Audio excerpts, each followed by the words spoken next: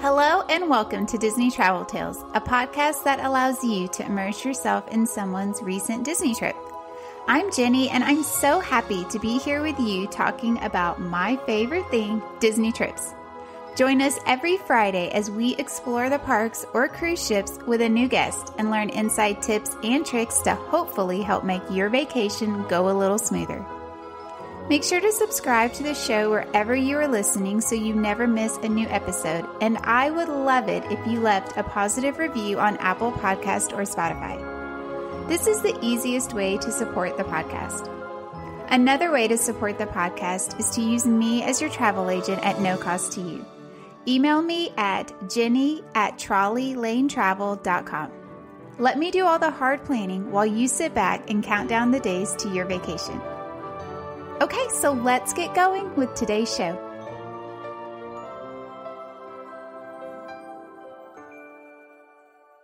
So today I am here with Sophie, and we are talking all about her big Walt Disney World trip in January. Thanks for coming on the show today. Thanks for having me. Yes, I am so excited you are here. So why don't you tell us a little bit about yourself, your experience with Disney, and who you traveled with? So I am Sophie. I actually turned 30 on that trip, which was kind of the big reason that we were going over. And I only started going to Disney parks when I was about 24, 25. I live over in the UK, so Paris is my kind of home park in a way. And I had an annual pass there for a few years, which was great. We did weekend trips all the time. And then finally went over to Florida in February 2018, and then this will be my third trip. So I was also there November 2019, just before the pandemic. So yeah,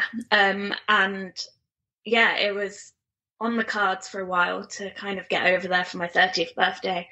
Birthdays in January aren't great in general, just because, especially here, it's cold and nobody wants to do anything after Christmas. So I thought it was the perfect way to kind of spend it. So we went over. It was myself, my boyfriend Alex, just in case I say names in the in the rest of the recording. So Alex has been over to Florida twice before, but had always stayed at Universal and done a few days at Disney, so it was very different for him. And he'd also not been there. I think we worked out it was 10 years almost to the day since he'd been over. So that was great. And then, so we were flying out of London, and then my parents also came, but they live in Portugal, so they were flying over from there.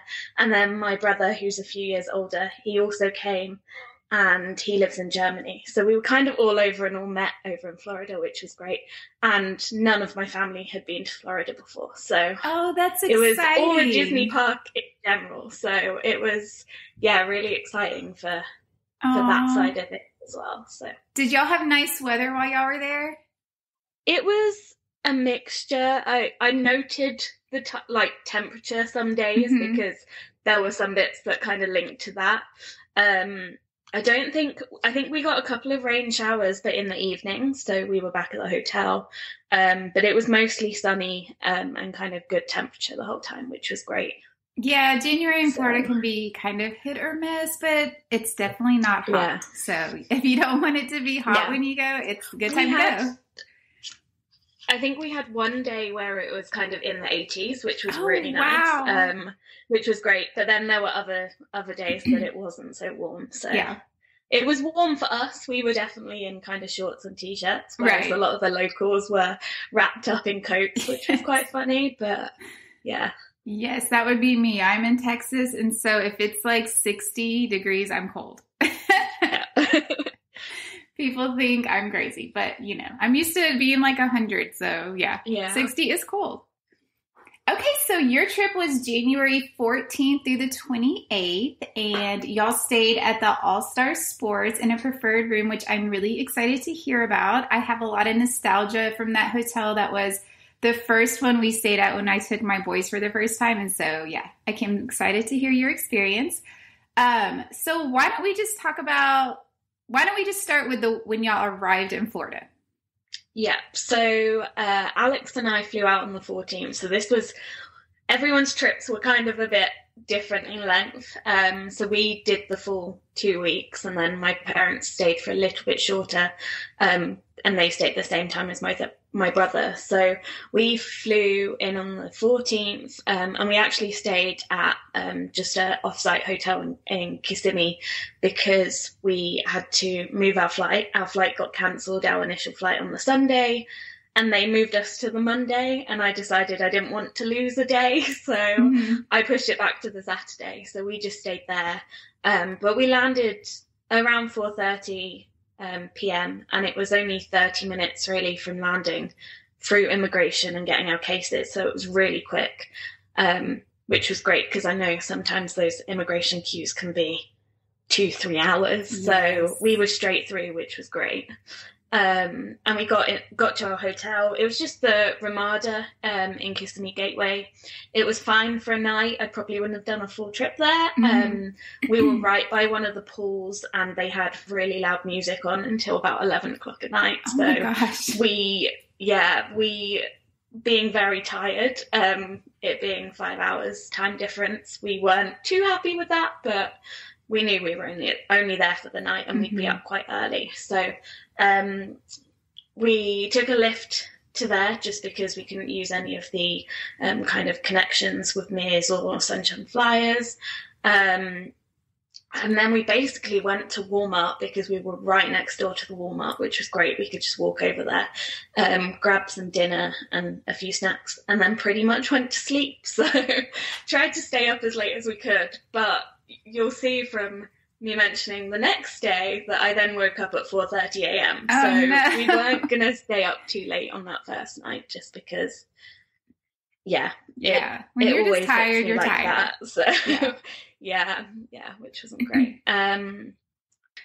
So we, as I mentioned, we woke up super early, and the next day I was awake at 4:30, I think, and we left the hotel about 7 a.m. And headed to All Star Sports. So we got a lift then as well.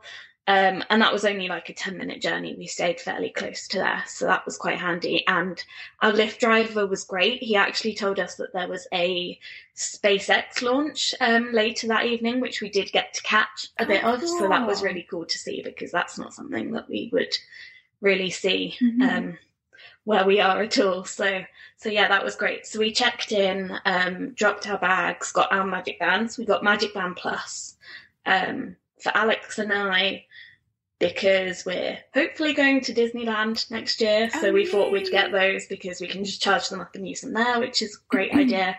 I'd had Magic Bands in the past where they were free with our trip. And I just thought it was all part of the experience as well. Alex had never had one. My parents had never had one. Unfortunately, we couldn't order one for my brother because we added him on and it didn't let us order another one. But yeah, he was fine without it. But yeah, I thought it was a great kind of addition to have. So that was fun. And then we went over to the the canteen there, the quick service, and just got some Mickey waffles. Best way to start a trip. Yes. And they also gave us a couple of cupcakes because I had my birthday button on. So that was really nice, kind of right off the bat having that, which was sweet. We got them a few times throughout the trip. So yeah, that was just a nice have. Nice gift from there, bit of magic. Yes, it's important to wear your buttons if you're celebrating something because they will treat you. You'll get a little extra pixie dust added every now and then. Hey parents, do your kids listen to podcasts? Do they like solving mysteries and flexing their imaginations? Mysteries at Riddleton Elementary is a new children's mystery podcast. Your kid can join Billy Bonanza and Susie Sockington on exciting and wacky adventures as they attempt to solve mysteries around their school. Mysteries at Riddleton Elementary is available now on all podcast platforms. Yeah, we got a few different things, mostly the small cupcakes that they have. there was one point where we were buying a couple of Mickey pretzels and they gave me a bag of cotton candy, which was really nice, which was, just a sweet addition. And it's not something I would usually buy, but it was really nice to just have that as an extra treat. For sure. So this day, at this point, it was just Alex and I. My parents had been in New York for a few days beforehand. So it was my mum's first trip over to the US. So they had to fly from Portugal via New York because there weren't direct flights to Orlando. So they just added a few days there. So they were landing at about 11, I think. So we were going to kind of go to the Magic Kingdom for the morning and then come back and meet them. And then my brother wasn't arriving until, I think he landed just before 5 o'clock that evening. So there was kind of a bit of time. It was just us. Mm-hmm. So we were on a bus to Magic Kingdom at 8:10. And my kind of tradition at every park is to do Peter Pan's flight first if I can. And it said it was a short wait, and then we got over there and it had gone up to kind of 45, 50 minutes, and we just didn't think it was worth it. So we jumped straight onto Small World, which was a walk-on, and then did Little Mermaid, which was also a walk-on, and then went round and did Winnie the Pooh, which was a 20-minute wait. So that was all in that first kind of hour and a half. And then we looked to see what Splash Mountain was, so this was the Sunday, the week prior to it closing. Mm-hmm. So just for context, it was only 8 degrees Celsius, which I think is mid-40s. So it was cold. And at about 5 to 10, we went and got in the queue, and it was a 20-minute wait. And that was the last time we rode it. So I was glad that we kind of got on it then. Yes, you got lucky. Yeah, it was cold and I regretted it. But I knew we were only in the parks for the morning before we went back to the hotel to meet my parents. So it was fine to kind of do that and then kind of go back just after that. Yeah. So 20-minute wait, which was great. We did try and ride it again on the Tuesday when we had a dinner reservation that day, and we got into the line, and I think it said it was going to be 80 minutes and it just didn't move for about 10 minutes. And we had about 2.5 hours, and we asked the cast member and they were like, it's going to be over 2 hours. There's no, you won't be able to do it. So, oh my gosh. So we were glad that we got that last ride in. And it was only, 20-minute wait. Yeah, that's crazy. Was great. It was cold, as I said, so no one wanted to do it that day, but so that was good. And then we went and got a snack. So at this point I'd been up 5-6 hours and was getting hungry, and we saw that the spring roll cart was open, so we got some cheeseburger spring rolls. I know they're a favorite with a lot of people, so that was great. And then we just kind of we weren't sure how busy it would be because the Monday was MLK Day, so it was a holiday weekend, and it was fairly busy, but we just kind of decided to take in the atmosphere of being back. So that was quite nice. And then I think we just wandered around for an hour or two after that. I grabbed a coffee at Joffrey's because I was quite tired. So that was the one over in Tomorrowland. I'm not sure if they've got other stands within Magic Kingdom. I think they might have, but that was one of those where, I was like, I need something. And then it was about 10 to 12 and we decided to head out. So I think my parents actually landed about 9:30, so they were at the hotel by about 11. And completely forgot that the 12 o'clock parade would be on. So as we were heading out, we caught that, which was really nice. So that was just, again, I don't think Alex had seen that parade. When he'd done Disney before, he'd done Universal, as I said, they stayed over there and then did a few days at Disney. And where they only had 1 or 2 days at Magic Kingdom, it was a case of doing all the rides that they wanted to do and then heading out. So it was nice to catch that. And then we headed back to the hotel about 12:30 and got the bus back. And we didn't really have any long waits with the buses, which was great for our trip. I know sometimes that can be a bit frustrating that they take a bit longer, or are really busy. So that day was absolutely fine. And when we got back to the hotel, we decided to grab a pizza for lunch from the kind of canteen quick service area. And it was $19 for a whole pizza, which is, I think, is such a great deal. We did that a couple of times on the trip just as a kind of a cheap option. So I think it's $9 a slice. So when you can kind of compare the two, it just seemed worth it to get that. And that just meant that we could have kind of some of that in the evening if we didn't eat it all. So it was a great option. And then, my parents were there when we got back. So we just chilled at the resort for the afternoon. And then that was one of the cheer comp weekends. So there were a lot of cheerleaders outside our rooms, which was fun to watch. We don't really have, there are kind of cheer teams over here, but because it's linked so much to American football, it's just not as big of a thing over here. And we were up on the third floor of our building, and they were out front, so we could just watch them doing all their lifts and stuff, which was great. And then we went for a wander with my parents over to music and movies, just to have a look around. Oh, that's really fun. Which was nice. So we just walked between them, and that was when we caught the space shuttle launch. So that was about 5:00. We were just walking around, and it just so happened that we were looking in the right direction as it happened, and so we stopped for a while. I think we were in movies at that point, so we'd gone 2 across. And just got out for a nice walk to look around. We didn't actually use the pools in the other resorts, but I know if you're staying at All Stars, you can use any of the 3 resort pools, 6 resort pools, but so that was nice. We just had a look around, because my parents had never been to any Disney park before, so that was kind of their first taste, which was good. That's a great, I think that's just such a great plan. Like, a lot of people don't realize that you can go to any resort and visit them and walk around. Usually at the other resorts, you can't use their pool unless it's somehow connected. Like, there are some that are connected and you can, as with the All-Stars, but it's just fun. Like, I love looking at the different resorts, and those resorts are fun because they're so over the top.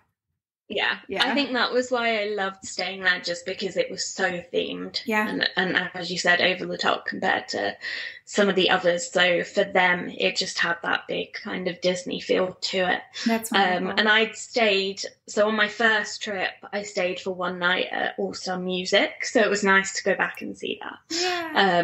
And just show them where I'd stayed and things like that. So that was nice. And then, we just kind of hung out in the resort for the evening, and then my brother arrived.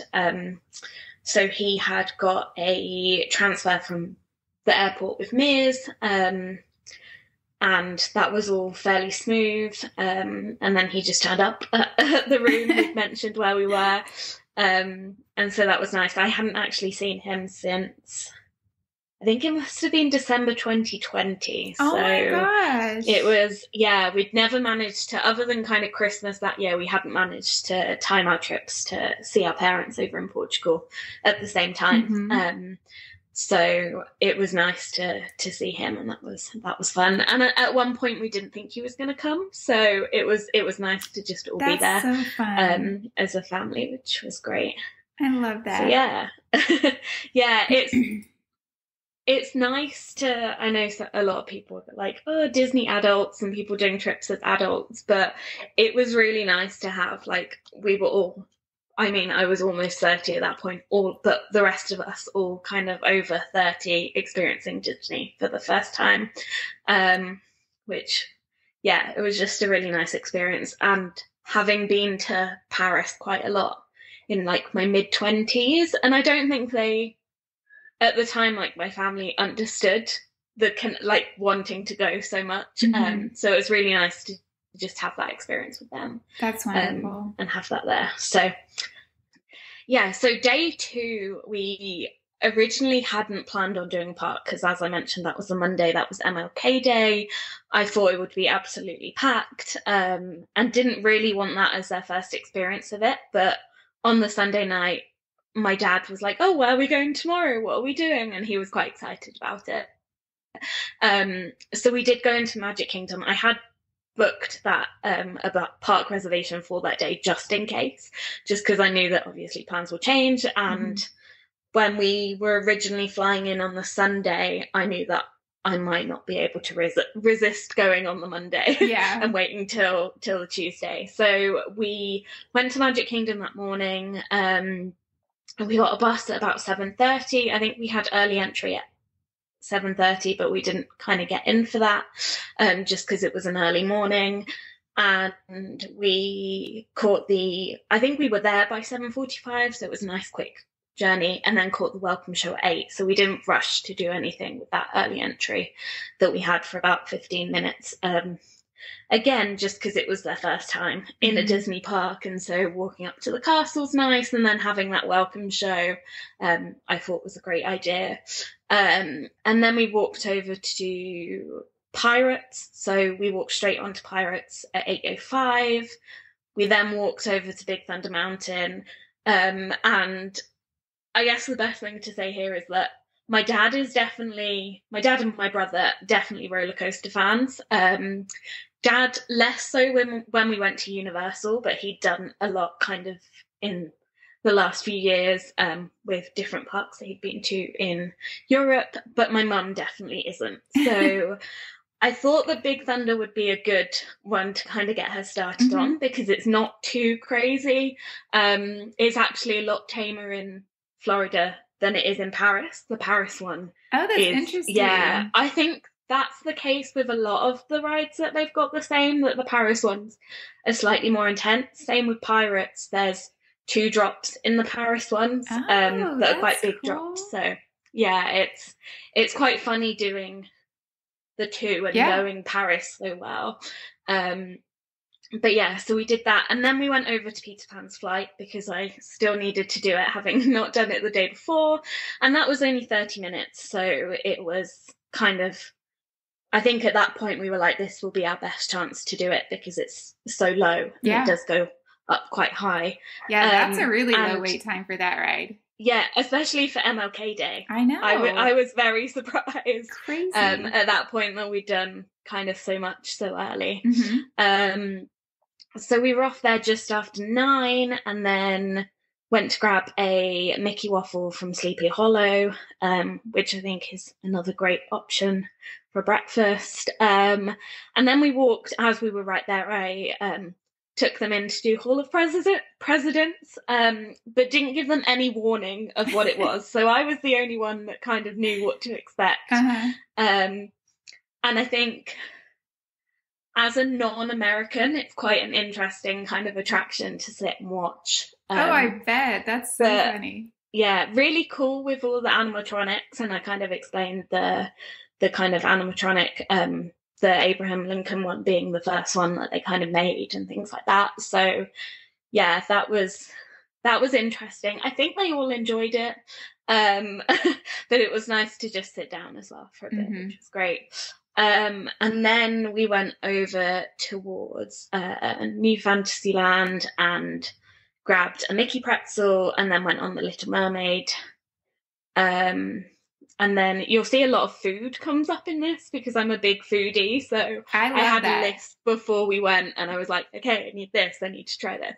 That's awesome.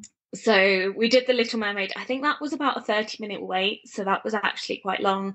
And I think it did stop a couple of times. But there was someone that went on with a wheelchair. I think it was that ride, with a wheelchair at one point. And I didn't realise they had a car that was fully accessible that they can just wheel a wheelchair in. So that was really cool to see. And I love seeing, especially with everything coming up about Tron at the moment and things like that. It's nice to see where they are accommodating on most of their rides. I agree. Which is great. And then we were warm at this point, so compared to the day before where it was quite cold, I think it was just quite a nicely warm day, probably kind of mid-70s. So we went and grabbed a drink. So I went to get the Lunar Lemonade from Cosmic Rays, which is I think it's pear flavored, but that was really nice. And Alex got is it the Sully slushy that they now do, which I think has like a purple cream in it. Yes. So that was good. And then we went and got a slot for the parade over by Liberty Square Tavern. To do that, to kind of catch that again. I think that was a nice first park experience. Oh yeah, the parades are so great. Yeah, and we realised when we watched that actually the day before, when Alex and I had watched it, the Tangled Rapunzel float wasn't out, and it was only as we started to watch that I remembered the kind of big mime guy that comes out, and I was like, oh, we didn't see him yesterday. So yeah, it was the full parade, which was great. And then we walked over to the Tiki Room and did that as well. So there's a lot of times where there were kind of those classic rides that I was like, or attractions that I needed to make them do. And a lot of the time Alex hadn't done them either. So when he had been there and only had kind of a day or two, he hadn't done those kind of attractions. So that was quite fun to sit there and watch them experience that, which was nice.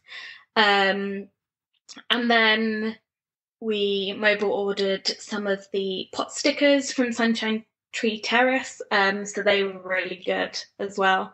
Again, one on my list of snacks to pick up. And it's quite funny because I think it was both trips I'd previously been on, I'd had the dining plan, but we'd had the full dining plan. So a lot of the time we'd been doing a table service a day and multiple quick service kind of meals a day. So on those trips, there were a lot of snacks that I just didn't try because we were so full up from the other meals. So I think not having that this time was really nice to just have the opportunity to try lots of stuff. And we did have, when we booked, we got, I think it was $36 per room a night of dining credit. So I think it's similar to the US offer that they do now, that they've been doing that for the UK the last couple of years. So I think between both rooms we had about $400 to $500 each room rather than per person. So that really helped with kind of the snacks as well and trying those different things. So that's good. Sometimes I think it's more fun to eat the snacks, and that's what I try to tell, especially like my clients when they're like, we gotta eat this dining reservation and this one. I'm like, sometimes just leave room because there's lots of food you can eat there and you don't have to go sit down. Yeah, and I still had like my spreadsheet of plans and things like that that were kind of our previous trips. So the first one was just me and one of my friends, and then the second time I went with Katie, who was on your podcast late last year. At the same time that her and her mum went, and there were about eight of us in our kind of friendship group that went. And organising meals between us was just. It was a headache. It was so much fun and getting to do them, but it was a bit of a headache. And so this time, especially because the planning was pretty much all in my hands, and they left it up to me, it was nice to just be like, okay, these are the meals that we want to do, not doing anything too intense and kind of spreading them out a bit as well. And it meant that my parents and my brother, they ended up going to Walmart a few times to pick up kind of stuff to make sandwiches and things like that, just to kind of take that ease off. And we had a fridge in the room, so it was really easy for them to do that. Oh, absolutely.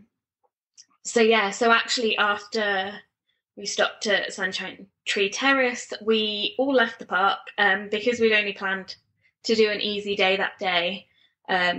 We ended up heading, so as I mentioned, my parents and my brother went over to Walmart, and Alex and I got the bus to Port Orleans French Quarter because I really wanted to grab some beignets, so I thought that was a perfect time to do that. And then from there we got the boat over to Disney Springs, just as a bit of a thing. I think I'd had Springs in my head for the Monday because my birthday was the Tuesday, and I really wanted a slice of cake from Gideon's for my birthday cake. Yeah. So we went over to there, and I think it was very much last minute plan to do Port Orleans first, but was kind of perfect plan to do the bus from Magic Kingdom to there because that's the easiest way to get there really from one of the parks. Yeah. So yeah, it was a good idea. So we then I think we got the boat to Disney Springs at around 2:30, and when we got there, it was a 3-hour return time at Gideon's. So we put our name down. Unfortunately, if you've got an international number, they don't actually take your mobile number to kind of send you a text to tell you to join the queue. Which I don't know whether that works out better or worse, because I think they said it was about 3 hours 40. And then the way that they do it is you give your name and they give you a set time to come back. And she cut that time down slightly for me. Oh, nice. So it was only 3 hours. But that was also, I think it was their second birthday that day for Gideon's opening. So they had a special cake that they had that day as well, so I think that was why it was so long that day. But yeah, so that was fun to do and definitely something I wanted to make sure that we got in. So we just ended up wandering around Disney Springs for a little while, got a Starbucks, kind of sat down and chilled out a bit. We'd done a lot of walking at that point, even though we'd only done 2 half days. So we just, kind of sat down. And then once we'd picked up our Gideon, so we got a couple of cookies, the monthly special for January, which was, I think it was like a caramelized biscuit flavor, which was really nice. And the banana bread one, which I'd heard lots of good things about, and then a slice of cake. And when I say slice, it's like a wedge of cake. They are huge. So, right. We grabbed that, and then we went to get some dinner at Chicken Guy, which was another one on my list that I wanted to try, and then headed back to the hotel. So frustratingly, with us going to Springs straight from the parks in a way, even though we had a pit stop at Port Orleans, another part of the offer that we booked with, we would have got a $100 gift card, and as I would have got, we still picked it up, but you have to go to World of Disney to pick it up, and you have to have your passport and the booking reference, and I didn't have either on me, so we had to go back at another point to collect it, which was fine because my parents also had one to collect from their room booking, and they didn't come with us, so we knew we'd have to go back at some point, but it was kind of one of those annoying things that we had a 3-hour wait. We could have done it in that time. Yeah, for sure. Yeah, so that was day 2, which was surprisingly not as busy as I thought it would be with MLK Day. Although I think the parks did pick up in busyness after we left. So I think the morning was quite quiet. And then after that, it definitely picked up. But yeah. That's good to know, too, for people who are looking at going maybe next year. A lot of the times, these random holidays might not be as busy it's usually busy because of the locals that go more so than people traveling. Because a lot of times people will be like, well, that's too short of a time to go, so I just won't go. So if you can hack it, it is kind of sometimes a good opportunity. Yeah. The only thing, obviously, was the cheer comp that weekend. But I think that was not... The parks didn't seem busy because of it. It was just our resort. Right. So it wasn't too bad. So then day 3, which was the Tuesday, so that was my birthday. And because we went to the parks, went to Magic Kingdom the day before, we actually decided to have a bit of a quieter morning. So we went and got breakfast at the food court again, and then headed to Magic Kingdom at about 11:30. So wasn't too bad, and that was just Alex and I that headed in the morning. My parents and my brother were taking it slow, just because it is a lot for first timers, and I think there are a lot of times where they try to build in time to go in the pool or to just kind of chill out a little bit. because it is a holiday, it is a vacation for them. So, and for us, but I'm used to kind of spending my time doing long days. So yeah, it was that. So the first thing that I wanted to do on my birthday was go and meet Mickey. So we went in to meet Mickey, and that was about a 40-minute wait, which wasn't too bad. So I think we were out of there.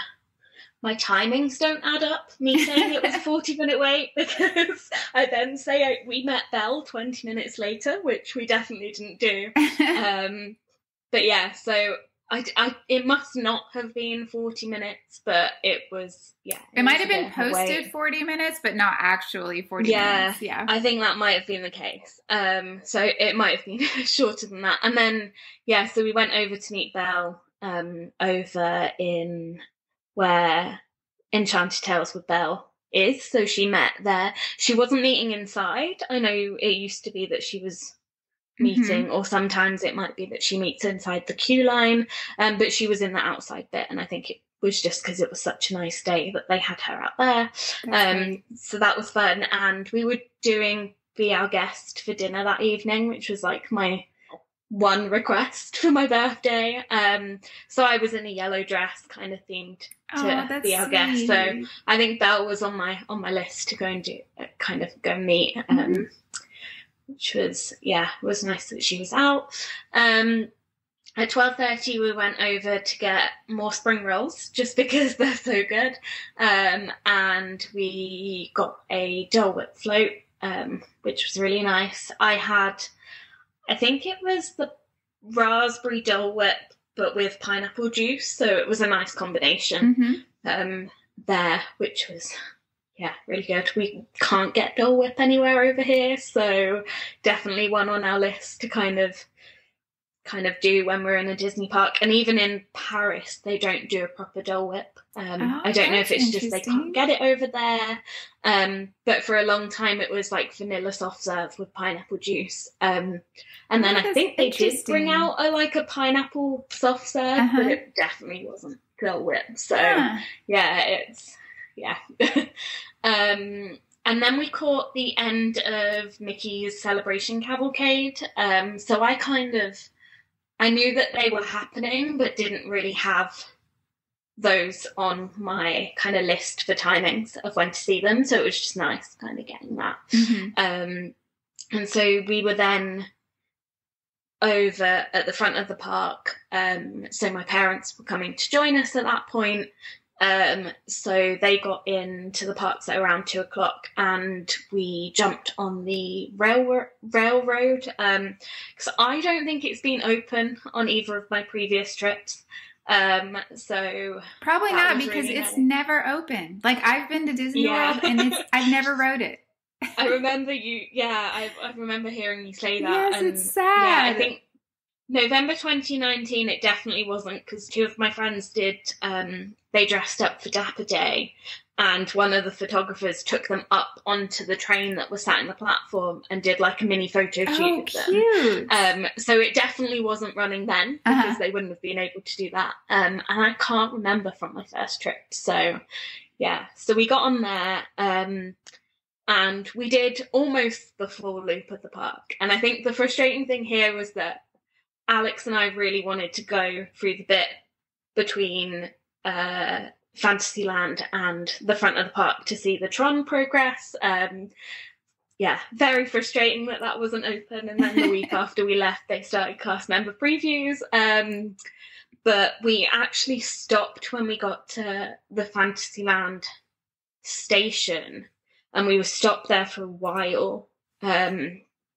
I don't know whether it was because of the parade going through or something like that, because there was another time where they said we'd have to wait here for a while, because they go over the tracks, I think, backstage, or whether there was kind of construction around Tron that they had to kind of wait for. So we ended up getting off, and we went to do Space Mountain. So that was fun. I didn't know what to expect, in the sense of, like, my mum had only done Big Thunder Mountain before that, so it was quite a fun one for her. But they really enjoyed that. So I think that was about a 45 minute queue. And then my brother came and met us after that. So we then went over to do Small World, which again, I think is a classic that everyone needs to do on their trip. So we made sure we kind of got on that. And I think that was about a 30-minute queue as well. So it was actually busier on that Tuesday than it had been the day before. That's so random. Yeah. Which for kind of a random weekday in January is just, bizarre. Who knows? And then after Small World, we went back. We kind of zigzagged a lot across the park looking at my list of what we did. But we went and got they had a really nice, I think it was like a passion fruit eclair at the Cheshire Cat Cafe. So we just went and grabbed that and a drink. And then that was when we went and got in the queue at 5:00 for Splash Mountain. And by, I think it said 2 hours, and our Be Our Guest reservation was at 7:30, so we thought we'd just be able to do it. And then by about 5:40, it just wasn't moving. So we didn't think it was worth risking it. So unfortunately, they didn't get to do it before it closed, because after that day, it just picked up in the busyness kind of every day that week. Yeah. So, I mean, they'd never done it before, don't know of the story or anything like that, so they didn't really know what they were missing. I think it was more a case of my brother loves kind of the thrill rides, so that was one that he wanted to do. So, bit of a shame in that sense, but yeah, really looking forward to it reopening with Tiana theme, which is great. Excited. Yeah, so that would be fun to do.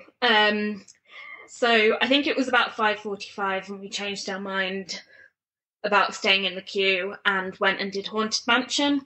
And that was really fun. I didn't tell them beforehand that there was a photo on the ride, just because when I've been on it previously and not worked out where the camera was, some of the pictures are great. Yeah. Just because we were either like talking to each other or just, it was just quite funny. And in the end, it stopped momentarily just before Alex and I got to the camera. So we took a really posed, like, great picture. Oh, nice. Which is one of my favourite pictures, I think, from the trip, because we knew it was there. But yeah, it was quite funny seeing their pictures from that.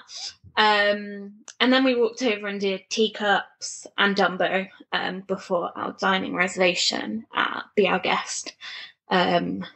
So we got over there. I think we got over there about 7:10, and our reservation was 7:30. And they kind of checked us in about 5 minutes later, and we were sat really, really quickly. Oh, nice. So yeah, that was a great option. My only regret for that evening is that I think it was the week before we went, they announced that the fireworks were just going to be on once a night, and I know over the Christmas period they'd been on twice, and they were at 8:15, so we weren't out of the restaurant to see them that night. But the night that we did see them, I was glad that they were at 8:15, because it was quite nice to not have to kind of wait until the end of the later in the evening. Right. And I think that's something that's a big difference to Paris, is that in Disneyland Paris, they always do them at park close. So if the park shuts at 10 o'clock in the summer, the fireworks are at 10 o'clock in the summer, and things like that. So it was quite nice to have them at that earlier time. Yeah. And yeah, kind of get some stuff done after, which was good. So yeah, Be Our Guest was really nice. I'd been for breakfast previously, and I think I'd also been for dinner in 2018, so that was before they changed it to the prefix menu. So that was back when you could meet the Beast, like stood up, meet the Beast, rather than just him walking around. But it was, yeah, Beauty and the Beast is one of my favourites. So it was definitely the kind of one that I was like, let's splash out and kind of go here for the night. And everyone really enjoyed it. So yeah, had a mixture of menu options across the table with the 5 of us, but everyone really enjoyed their food. And my dad mostly does a keto diet, so they were very accommodating with that, which I think was really nice. And actually, they weren't the most accommodating when it comes to that, but I'll get to that in one of our other reservations, where he had quite possibly the best breakfast he had the whole trip, just because of how accommodating they were with kind of menu selections. So that's coming up towards the end. But yeah, we must have got out of there at about 8:45, and we could hear the fireworks when we were in there, which is always a strange kind of thing to hear whilst just sat in a restaurant. But that was quite fun. So we then walked over and did the People Mover, which again, I was the only one that had done that previously, and everyone really enjoyed that. It's quite a nice sit down. And then we got into the queue for Buzz, but it went down whilst we were in the queue. I feel like that's the trend of a lot of things on our trip, either going down whilst we were on them or kind of just before. So yeah, we I think we waited for about 10 minutes and then decided to call it a night and headed back to the hotel about 9:45. So not too early, not too late, but yeah, I think the nice thing about having a 2-week trip is that you can just do those kind of later starts and not feel, or early nights, and not feel like you need to be in the parks all the time, which definitely for kind of Disneyland Paris is the way we would do it when I've been there with friends. And yeah. So yeah, it's nice to be able to, there's no rush. You're not like, we have to do this today because this is our only day that we're at this park. Like, you can really just spread out your days and spread out your trip. That's really nice. And we tried to do 2 days at each park throughout. And then once, so my parents were there and my brother were there for 10 nights, I think, compared to the 14 that Alex and I were there. So I tried to get that kind of even split in with them before they went. And then after that, we kind of did a few things that we wanted to do that they might not do. Yeah. So that was nice. So that was 3 days in a row of Magic Kingdom, which wasn't the initial plan, but it's just the way that it kind of worked out like that. And it had to be their first park, so even though we were there on the Tuesday, I wanted them to do that on the Monday as well when we went to the park. So yeah, it did mean that they could feel like they could get to the park a bit later as well, as I said. So that was nice. When was the last time you visited a Disney park? For many adults, it's been a really long time. I would love to help you fix that situation. As a travel agent specializing in Disney, my job is to make sure your vacation can go as seamless as possible. All of my services are complimentary to my clients. Yes, you heard that right. I'm free to you. These services include helping you from the start finding the perfect resort to fit your needs, handling all the bookings and reservations, helping to teach you about the parks, because if it's been a while, man, have they changed. I have insider tips and tricks I share with all of my clients, and I will be your single point of contact throughout your entire trip, even while you are there. Don't wait another year to visit a Disney park or go on a Disney cruise. Let this be the year you finally go. Email me at jenny@trolleylanetravel.com to get the conversation started, or see the link in the show notes to fill out my quote form. All listeners that book a trip with me will receive a $20 gift card to use on their trip. Just make sure you say you heard this on the podcast. Okay, now back to the show. And then day 4, so that was the Wednesday, was a Epcot day. So it was Guardians virtual queue day. So I woke up just before 7. and managed to get boarding group 7, which Yay! is crazy. I feel like I had the best luck with boarding groups. So, yeah, that was the first day we got boarding group 7. The second day we did it, I got boarding group 1, which I've never seen anyone ever post having got that. So that was crazy. So I said to everyone that I was like, I don't know what boarding group we're going to get. I don't know what time we need to be there, but ideally we'll plan to go in kind of for park opening. Not necessarily early entry. We weren't as bothered about that, but so I think park opening was 9 and early entry was 8:30. And we got to the parks at 8:45 and our boarding group was called. So they do sometimes call them before park opening, which I guess if you're off-site is a little bit frustrating because then it only gives you kind of a 45 minute rather than an hour. So we walked over and did that immediately as our first thing at Epcot, and that ride is one of my favourites. I absolutely loved it. We got September on that first ride, and that's one of my dad's favourite songs. So that was cool. Did your mom ride this? So my mum did it, and she actually ended up doing it again with Alex and I a few days later, and she loved it. That's awesome. Yeah, I think anything with loops or kind of big drops. I mean, spoiler, but she did also do Everest. So nice. Yeah, we managed to get her on kind of all the Disney ones except Rock and Roller. Yeah. And I think I'd kind of said to her that they weren't that bad. Just because they haven't got loops and things like that as much as some of the Universal ones and things like that.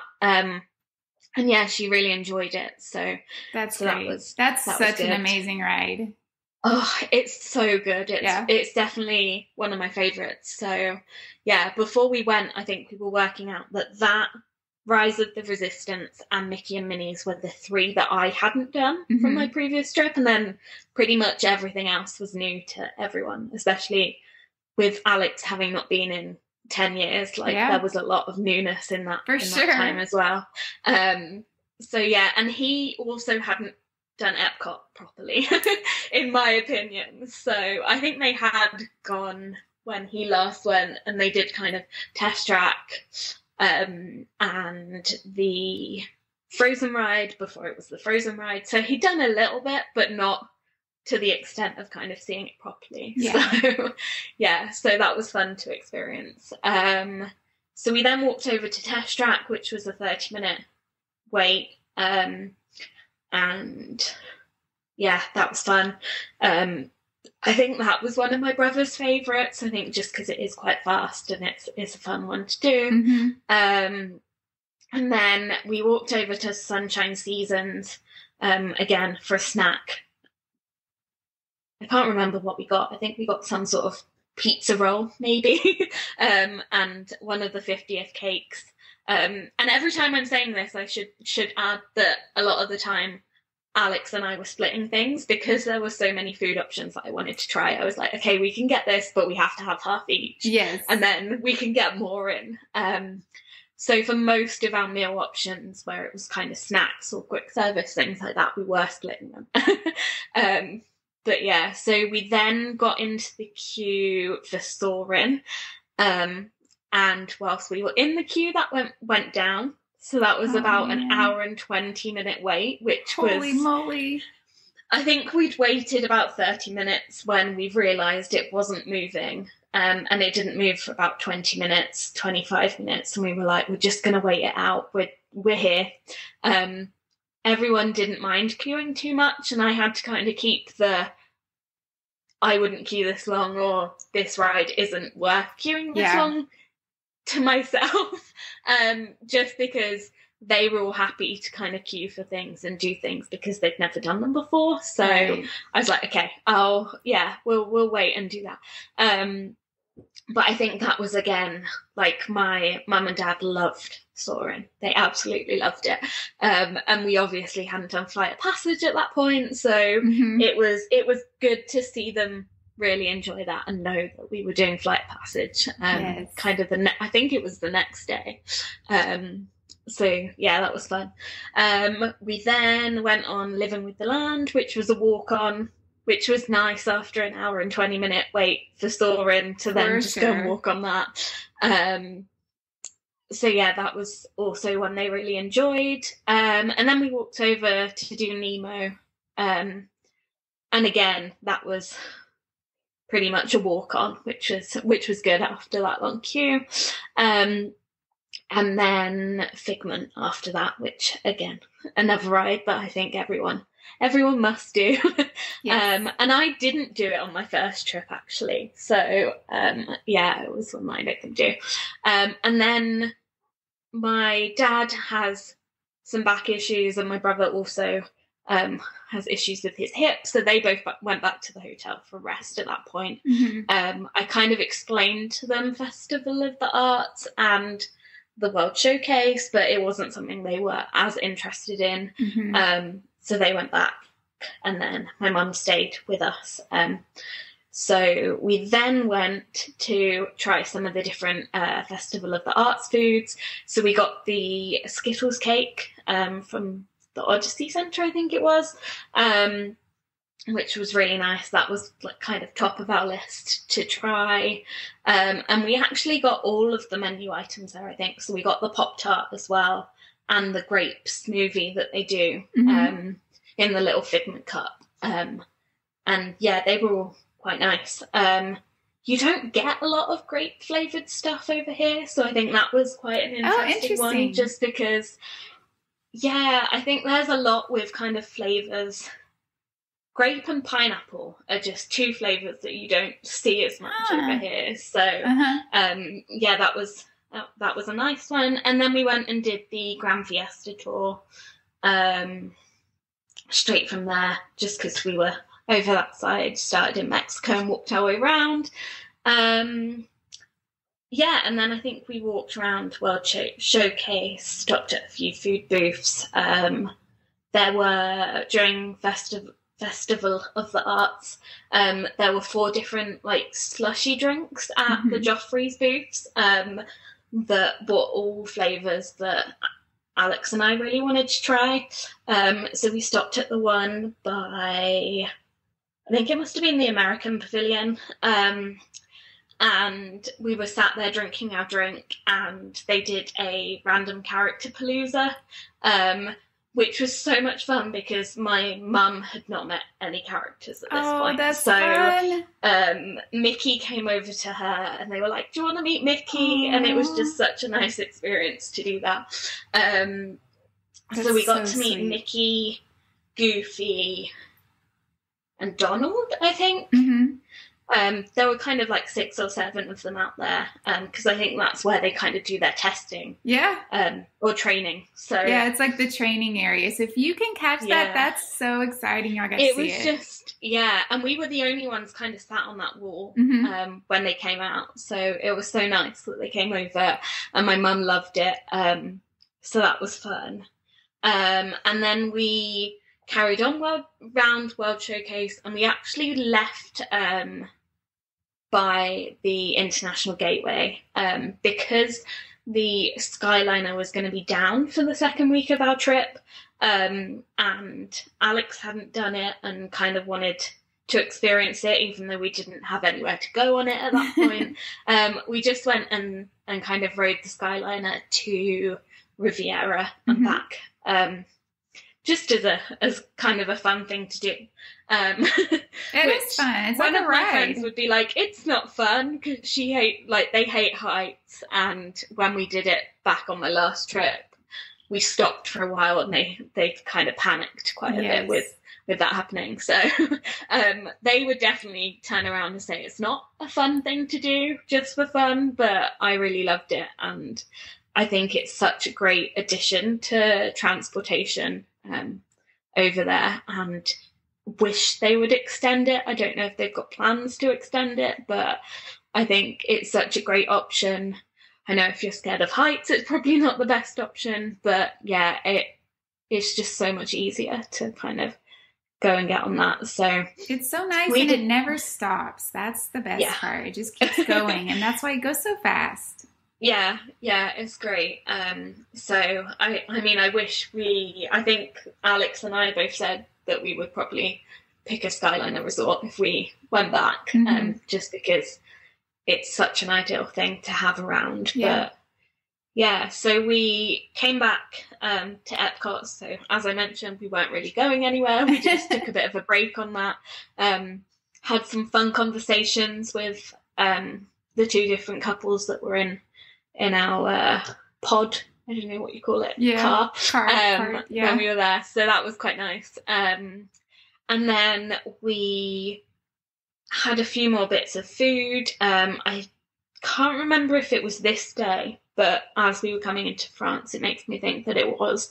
We got the Brie bowl from the French festival booth, and I think that was probably the most disappointing food that we ate. And interesting. It's really funny because I see a lot of people say that it's really nice, but I think it was about $10, and it was very, very small, and both Alex and I said that it did not taste like brie, and I don't know whether it was kind of a mix of cheeses or something that kind of, or that's just interesting, brie over in America versus kind of the brie that we would get here. But it kind of tasted, I don't know if you get Laughing Cow cheese over there. It tasted like melted Laughing Cow cheese to us. So it was one of those things where we got it and we were like, why did we just spend $10 on this? Because it just crazy. Was, I've never had it. I've seen so many people say it was great. Yeah. So maybe they dumb it down for people. Maybe it really is Laughing Cow cheese. Yeah, it kind of had the same aftertaste that you get from that, so I don't know. Oh my gosh, now I want to try it. See, when we went to Festival of the Arts, the lines for the food booths were so long, and my daughter was with me, and she wasn't having it. She's like, no, we are not standing in this line for a bowl of cheese. And I was like, I really want it. That was one of the ones that I was like, really wanted to try it now. I don't know. I don't know whether it's just a difference of kind of brie that's produced over in America versus here. But it was interesting that we'd seen loads of people rave about it, and then we were quite disappointed. So, and then we went and got in the line for Remy's. So that's a direct copy of the version at Disneyland Paris, which, like, down to the French and English split within the ride. Interesting. I think it's exactly the same, but the screens at the one in Epcot have been upgraded since it was built in Paris. So it was so smooth. It was such a nice ride in comparison. I've heard rumours of the one in Paris, kind of the building foundations collapsing and things like that, so it doesn't function very well in comparison to how it used to be. So I think we waited about 40 minutes for that, but at that point we didn't have a huge amount left to do. We wanted to catch Harmonious at 9, so we went on that. My mum loved it. I think that she would probably say that was her favourite ride, and she had the biggest smile on her face the whole way round. Like, I could just see her just glow, and she loved it. And I think that was one of those rides where it's just so fun, and quite different to what you would get in, like, theme parks here. So I think that was just so much fun for her to experience. So yeah, that was great. And then we went over to Spaceship Earth. My dad had come back to the park because he wanted to catch Harmonious, because they hadn't done any fireworks at that point. So we met my dad and we went on Spaceship Earth, and then went and grabbed a spot behind the Rose and Crown for Harmonious and watched that. And I really enjoyed it. I know people don't like the barges during the day, but I don't think they look too bad. But yeah, really loved that. I think it's just such a great show. And I think the barges during the show really add to it with the screens and the water and everything. So I was glad that we got to see that, because I know it's finishing in a month or two, I think. Yeah, I'm really shocked that it's leaving. I actually really liked the show as well. So, and I know they spent a ton of money on it, so it's kind of crazy that it's leaving, but oh well. Yeah, I think it's one of those things where if they can bring back something they've done before, it kind of doesn't really cost them anything else. Right. So with Happily Ever After coming back and then them saying that they're bringing back the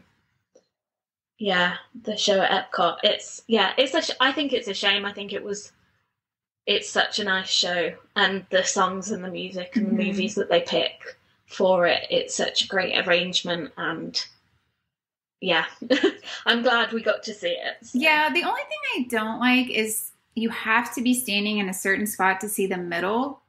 That's the only downside. Like, because we didn't get a spot where we could be and see the middle, so I eventually, like, walking by, saw it. So I guess that maybe people complained about that, but I don't know. That was the only downside to me. I think we didn't see, from where we were, we couldn't see the middle either, but we... kind of grabbed, I know Behind the Rose and Crown's quite a good option for a quiet spot to get, because I think we only left kind of 30 minutes before going over there. So we got into a good spot quite late. Nice. So that was good. And then we headed back to the hotel and pretty much crashed. It was, I think most of my days that I was there, I did over 20,000 steps. So that's amazing. Only at Disney. At that point, and that was 2 weeks of that. So my feet by the end of the trip were not great. Yeah. But so our next day was Animal Kingdom. And I've written down here that it was 28 degrees Celsius, which is 82 Fahrenheit. So that was one of the really nice warm days. And we headed over there, and I think we pretty much headed for early entry and got straight into the queue for Flight of Passage. It's one of my favourite rides, and I think that was one that was kind of on my priority list of doing. So we got into the queue for that, and I think it was probably about a 40-minute wait, so it wasn't too bad for that time of the morning. And again, they all loved that. Having done Soarin' the day before, I was like, I know they're really going to enjoy it. And that was one that they did.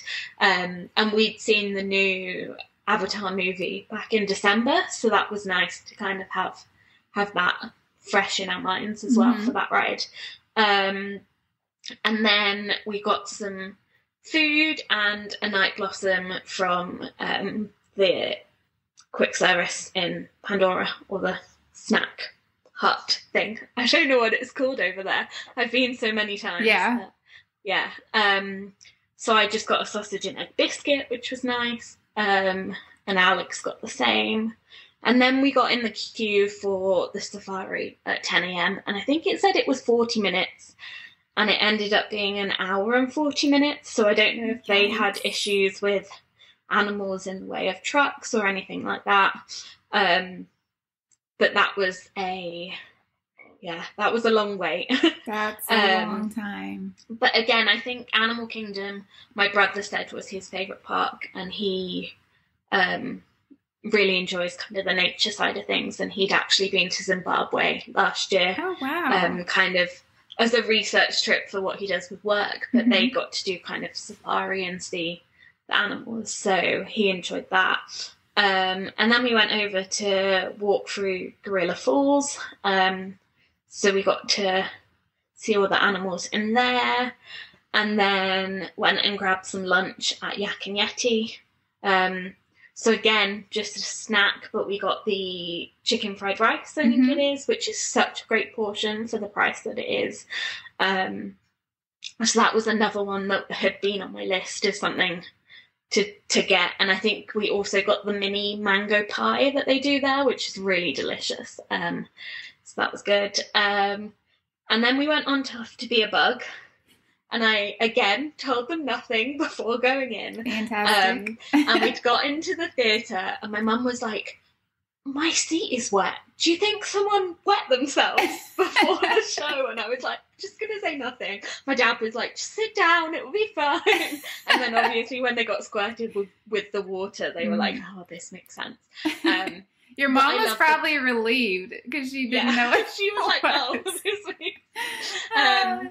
So I just love the bit at the end with the bugs leaving along the seat, that I just love not telling anyone before they go in that that's going to happen, just because it's such a fun surprise. So that was really fun to do. And then we went on Dinosaur, and again, didn't tell them anything before going on Dinosaur. Just because, again, that's another fun ride that's kind of unexpected because it's indoors. You don't really know what's going to happen with it. So, yeah, that was good. And then we went and did Everest, which we all loved. It's one of my favourites, and it had been one of my favourites kind of every trip that I'd done it.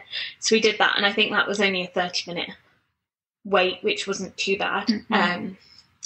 And then we headed back to the hotel about 3:15. So again, I think Animal Kingdom's a really good one that you can kind of get through everything early, and the park does close early.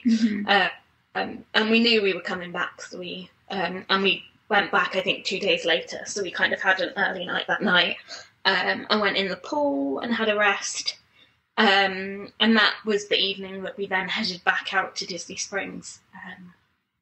So just browsed a few shops, picked up our gift cards, and then we had dinner at Deluxe Burger, which was really nice. I'd seen a few vlogs and things like that where people had eaten there, so that was another one on my list of things to try. And then headed back to the hotel, just because we knew that the next day was going to be quite busy because it was our Hollywood Studios day. So I think I was the most excited to see everyone experience Hollywood Studios. So it was obviously a lot different from when Alex had last been, and he, with Star Wars and Toy Story. So he really loved it. And then my brother has always really loved Toy Story, so I think that was really nice to kind of go in that area. And my dad is really into Star Wars as well, so I think that for me was the park that I was like, they're going to enjoy the most. So we got there about 8:30, and we headed straight for Rise, and it went down just as we got there. So we then got on Smuggler's Run at 8:55, and that was only a 25-minute wait. Oh, so that's that was not bad. A pretty good wait. And everyone loved that. I think because there were 5 of us, we were in one to ourselves, which was fun. So Alex and my dad drove, which was funny to watch. And then, I'd done that before, so that was open when I was last there, but Rise hadn't been. So that was one that I'd experienced, but it was fun to see them do that. And then we got some blue and green milk. I prefer the green, I think. I think the blue tastes a bit like bubble gum and is a bit too sweet for me. But so we got one of those. Alex and I got one of each and then kind of split them. And then we headed into the back of Toy Story Land from Galaxy's Edge. And we did Alien Swirling Saucers. So I think that was, again, only kind of a 20-minute wait. So we did that. That was fun. And then we got into the Slinky queue, and that was a long queue. But I think it must have been, looking at the timings on here, it must have been about an hour, maybe slightly over. And that's a fun one. And I rode that next to my brother, which was really fun. Because like, we'd been to theme parks growing up and things like that. So done rides together quite a lot. And the photo from it is great because I said to him, I think the camera's on the left. So I'm purposefully looking in the complete wrong direction in the picture that you can barely see me. just because I got it completely wrong. But yeah, that was fun. And then we got a Pop-Tart from Woody's lunchbox, which I think we mobile ordered because those queues were so long for the food that we grabbed that. So we split that. And then went and did Muppet Vision 3D. And then I think after that, my mum and my brother headed back to the hotel. And my dad stayed with us because he really wanted to do Rise. So we went and got in the Rise queue, and it was 80 minutes, I think, in the end, which was, it was long, but it was one of those where we were like, we'll just kind of wait and do that. Just because I think that was the only other thing that he really wanted to do. And I love that they've added toilets and drinks fountains and seating in that queue. Yes. I think it's such a great addition. But that definitely was a ride that had been so overhyped that I was slightly disappointed getting off of it, out of the ones that I hadn't done. So that was, it was fun, but I think because the queue was so long, it was definitely one of those where it wasn't as good as I was expecting it to be because of the wait time and things like that. So. I could see that, especially when you've just been waiting and waiting and waiting, and it is very hyped up. The first time we rode it, my son got boarding group 2, and so we never even stood in line. They just because that was back before there even was a line. But we just walked straight, and when you just walk straight into it, you don't really know when the ride starts. Yeah. So that was like, I'm like, oh, I think we're like in the ride. So that was cool. So I can see where you're just standing in line forever. And it's just very, like, I think a lot of the new rides are kind of that, not just there, but over at Universal as well, where it's just like stone walls and quite narrow and feels slightly claustrophobic without like, so I think it was just because we'd just been looking at this kind of grey stone wall for quite a while. I did play on the Disney Play app. They have some kind of Star Wars things throughout the queue, so I did a bit of that. But it was, just a lot of kind of stopping and starting as we walked through. There was a lot that I didn't know about Rise, though. I think other than the Stormtrooper room, I'd managed to stay completely spoiler-free. So there was a lot, like, where you first step outside. I wasn't expecting that at all, kind of to get into the pre-show. There was a lot of that where I was like, oh, this is cool. I wasn't expecting it. But I do think when I got off it, I was kind of a little bit disappointed. Yeah, I could see that. Which was a shame. But, so we then, my dad then headed back to the hotel after that. And Alex and I stayed in the park. So we went and looked at the lightsabers. So didn't end up buying a full lightsaber, but really wanted one of the hilts kind of in the box for our shelves. We've got a big collection of different kind of memorabilia and stuff. So we went and looked at those. Didn't buy one at that point, but it was, one that we had in mind to purchase.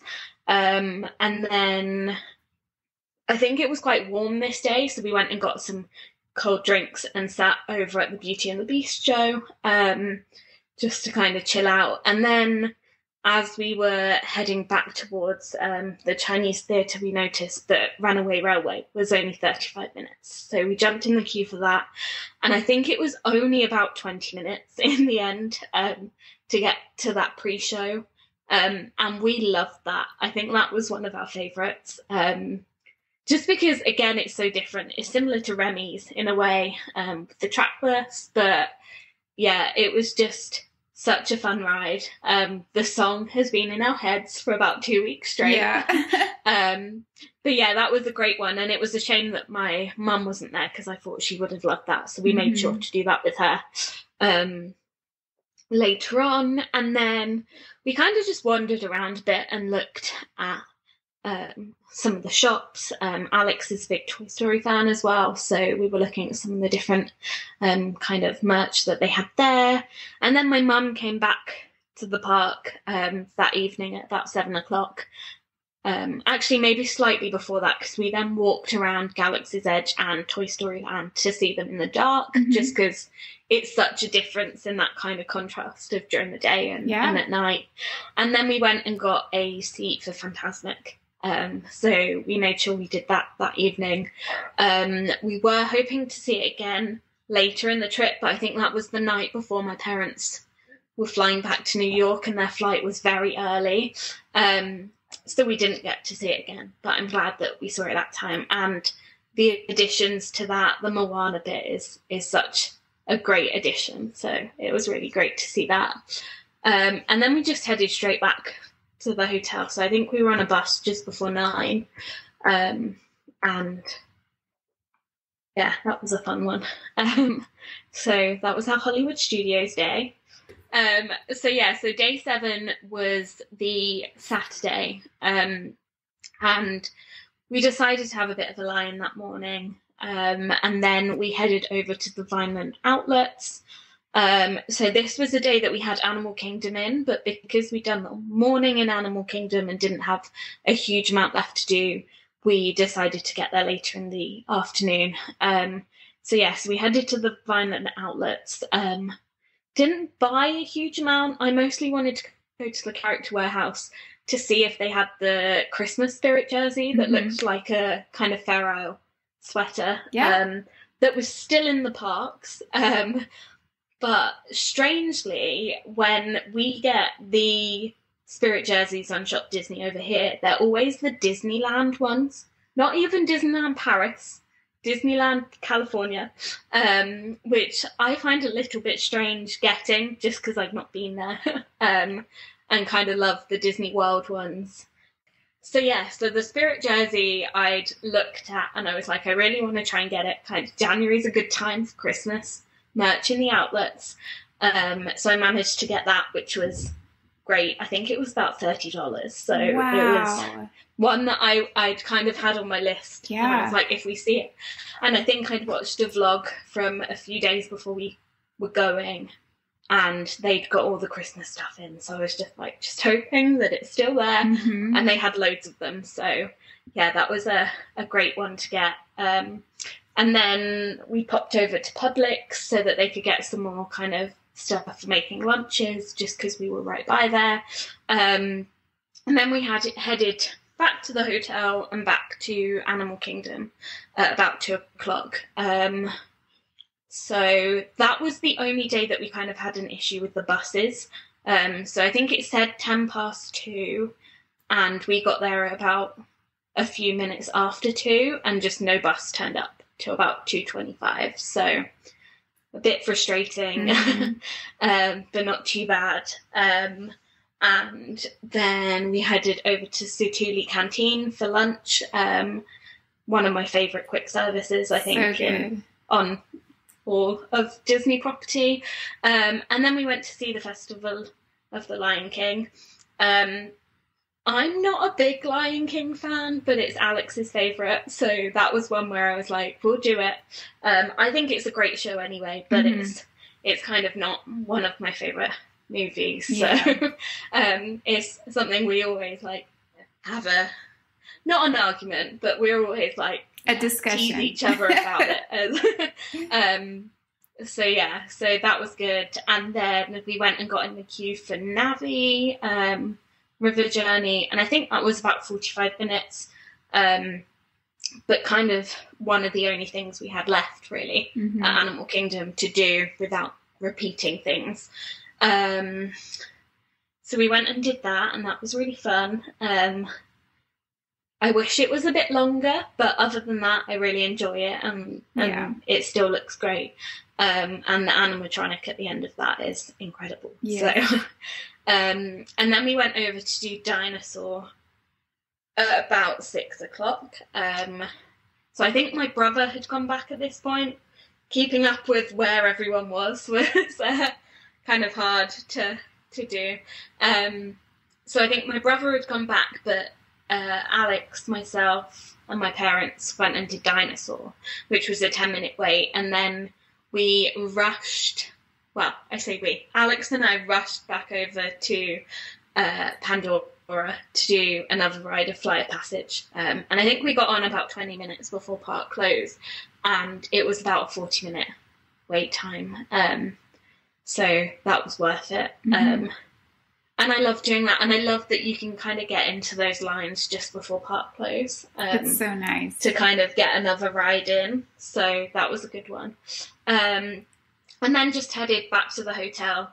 And I have here that we ate Gideon's cookie for dinner. So clearly we'd had enough throughout the day that we finally dug into those Gideon's cookies. Yes. And had one of those for dinner. So day 8 was the Sunday, and that was another Epcot day. And that morning my dad and my brother were staying at the hotel because their British soccer team was playing. So I think the match was about 10:30. So technically they could have got a boarding group for Guardians and then got back. But I don't think, because we didn't know what time we would get, it was one of those where they just stayed at the hotel for the morning whilst their team were playing. And I think they said it was quite funny because it was on the TV and there was a massive group watching it over at City Walk at Universal. So I don't know if they're kind of a well-known team over here or what was going on, but they were like, it was really crazy to see. That's fun. Somewhere in Florida kind of celebrating their win and stuff like that. So, and they did win, which meant they were both in good moods for the rest of the day. Very important. Yeah. So I woke up that morning just before 7 for the boarding group, and that was when I got boarding group 1, which was, don't know how I did it, but I just kind of, refreshed. That's amazing. And clicked in. So our boarding group was called at 8:40. So again, 20 minutes before park opening, and we were on the bus when it was called. I think I'd said to Mum, let's aim to get there for 9. If we get an early group and it's called early, we can kind of get there between 9 and 9:30. And so that was fine. And so we got in line at 9:10 and we got off at 9:35. So it was about 25 minutes with the ride. And we got September again on our second ride. It's funny because I've seen people saying that that's the hardest one to get. Yes, it is. We all really want. So we got that on our first 2 rides. And that I'll have to send it to you, but our ride photo from that ride is the funniest thing because my mum's hair has just gone fully over her face. And you can't see her head at all in this picture. And we kind of zoomed into it to be like, what has happened? Like, what is going on? That ride my hair is in my face as well, but hers is fully over her face. That ride has some great ride photos. Yeah, it was so much fun. So we were off that by 9:30. So that was kind of really quick morning. And then we went and got breakfast over at Joffrey's. So we got another one of the kind of slushy drinks that they did. I think that might have been the apple one or the blood orange. They were our 2 favourites. And then we went kind of round World Showcase. We walked over to Norway to do Frozen Ever After. So that was an hour queue. But we'd mostly done everything again at Epcot at that point. We went and did that, and then we walked around the world. Oh, this is where I said that we had the brie and didn't love it, but we've gone through that already. And then we had a reservation for the Space 220 lounge. I mostly wanted to do that just because I wanted to experience it, but without doing kind of the full meal there. So we managed to get a reservation, and I think because they only have tables of 4, we'd actually done a reservation of a 3 and a 2. So when my brother and my dad weren't coming over till later in the day, we could easily just cancel the booking for the 2, which was nice. So we had just 1 drink over there. I think I was the only one that got an alcoholic drink. We're not big drinkers. So it was just one of those times where I was like, oh, I'll get this one because it sounded nice. But, American drinks are also a single measure in the US is double what it is in the UK. So I always find American drinks very strong in comparison to what you'd get over here. Yeah, so it was strong, but it was really nice. Yeah. And then we went and grabbed some food. So I got the poutine from Refreshment Outpost in Canada. And then we very quickly walked over to Club Cool because this was the last day we were at Epcot with anyone, like the rest of my family. So my mum was there, and I really wanted her to try Beverly. Yes. And Alex as well. My mum really enjoyed it and voluntarily got a second cup of it to drink, which kind of doesn't surprise me because I know what her tastes are like. But it was quite funny for her to just be like, yeah, that was nice, and she got a second glass of it. So that is funny. Yeah. And then my dad and my brother came and met us outside of Epcot because they wanted to do the monorail, and we were going over to Magic Kingdom. So I was like, well, if you get the bus to here rather than Magic Kingdom, we can hop on the monorail and do that. So we actually got the monorail and then the boat over to Magic Kingdom. So that was ticking off more kind of transportation. Yeah. As I was saying about the Skyliner, I think other than the buses, I think everything else is kind of an attraction in itself. It really is. And it's quite nice to do. So then this was the day that we were seeing the fireworks at Magic Kingdom. So we ended up doing Buzz Lightyear, Carousel of Progress, Winnie the Pooh, and then I think my brother and my dad skipped Winnie the Pooh and did Seven Dwarfs Mine Train, and then we got into the line for Seven Dwarfs about 20 minutes after them, and did that. So we did those in the evening, and then grabbed a spot. We grabbed some dinner from Casey's and grabbed a spot for the fireworks over by Casey's. And that was fun. The last time I was there, it was Happily Ever After, so I was glad that I saw it. And I really enjoyed them. I know the main song is not as catchy as Happily Ever After, and I do really love that. But it was nice to kind of see that difference. Yeah. And the fireworks are really cool. And I think they have like the Heart of Tafiti and firework shape, which is just really cool to see. Yeah. And actually, it was that made us realise a few nights later that when we left our hotel room, we could see the Magic Kingdom fireworks from our preferred room at All Star Sports. And it was the green of the Tafiti kind of fireworks that we spotted. Oh my gosh. And realised the time. And that's what we could see in the distance. So wow. That was a fireworks view without it being an actual fireworks view. That's so cool. Yeah, so I didn't think we would see them from there. And if we saw anything, I thought we would have seen kind of Fantasmic or the Epcot ones. But yeah, that was cool. That's really cool. So really enjoyed those. And then I think we headed back after that. We popped into some of the shops. I bought some Crocs because my feet at this point were in pieces. And I needed something comfortable to wear. So I'd gotten a couple of like gift cards from friends for my birthday. So I treated myself to some Mickey Crocs. And then we headed off. So another early-ish night. I think it was about 9 o'clock at that point. So yep, that was fun. And then the next day is the start of week 2. So that was the Monday. And that was one of the days that we had Universal planned. So Alex and I ended up doing 2 Universal days on the Monday and then the Wednesday, which is when the rest of my family left. And then my family were kind of indecisive about whether they wanted to go, so we kind of left it to the Saturday, Sunday to decide. And my mum stayed back just because some of the rides at Universal are bigger. And although she'd done a lot at Disney, she wasn't sure whether it would be worth it, so she had a hotel day.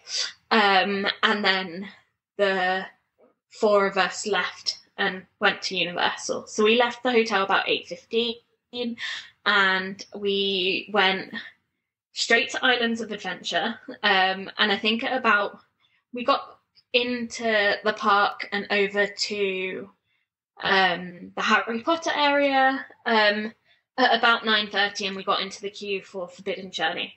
And we just left where the walkway is to get onto the ride. We just turned the corner and it broke down. And we were and the Forbidden Journey kind of vehicles that you're in, we were kind of lying back slightly, and we were right next to where the garage door is, and I saw that lifting and someone come out and walk onto the track, and I was like, oh gosh, we're going to be here for a while. No. So it wasn't too bad. It was frustrating because it was I've done Universal before, but only mostly the Harry Potter stuff on the kind of one day that I'd been. So this was where Alex's knowledge came into play, of knowing the kind of Universal parks more than I did. But it was just frustrating because it was our first ride, and kind of my brother was like, oh, can't we go and do one of the roller coasters first? And I was like, no, let's go and do this. It's not a long queue. And we got on it and it broke down. Oh my gosh. So we were stuck there for about 5 minutes and they turned the lights on. And then the vehicle started moving again, but we did half of the ride with the lights on. And then it stopped again. And I was on the right-hand side, and we stopped with me right in front of Aragog, the spider, for another 5 minutes. And I'm fine with spiders, but that was one where I was like, just going to shut my eyes for a minute. Yes, that's I creepy. don't really want to stare at the spider kind of still for that long. So it was frustrating, but when we got off, I think we must have been on the ride for about 20-25 minutes. And when we got off, they gave us a single-use express pass. That's nice. So that was really handy. And then, so about an hour after that, the queue for Velocicoaster was 30 minutes. So we went and did that, which I loved.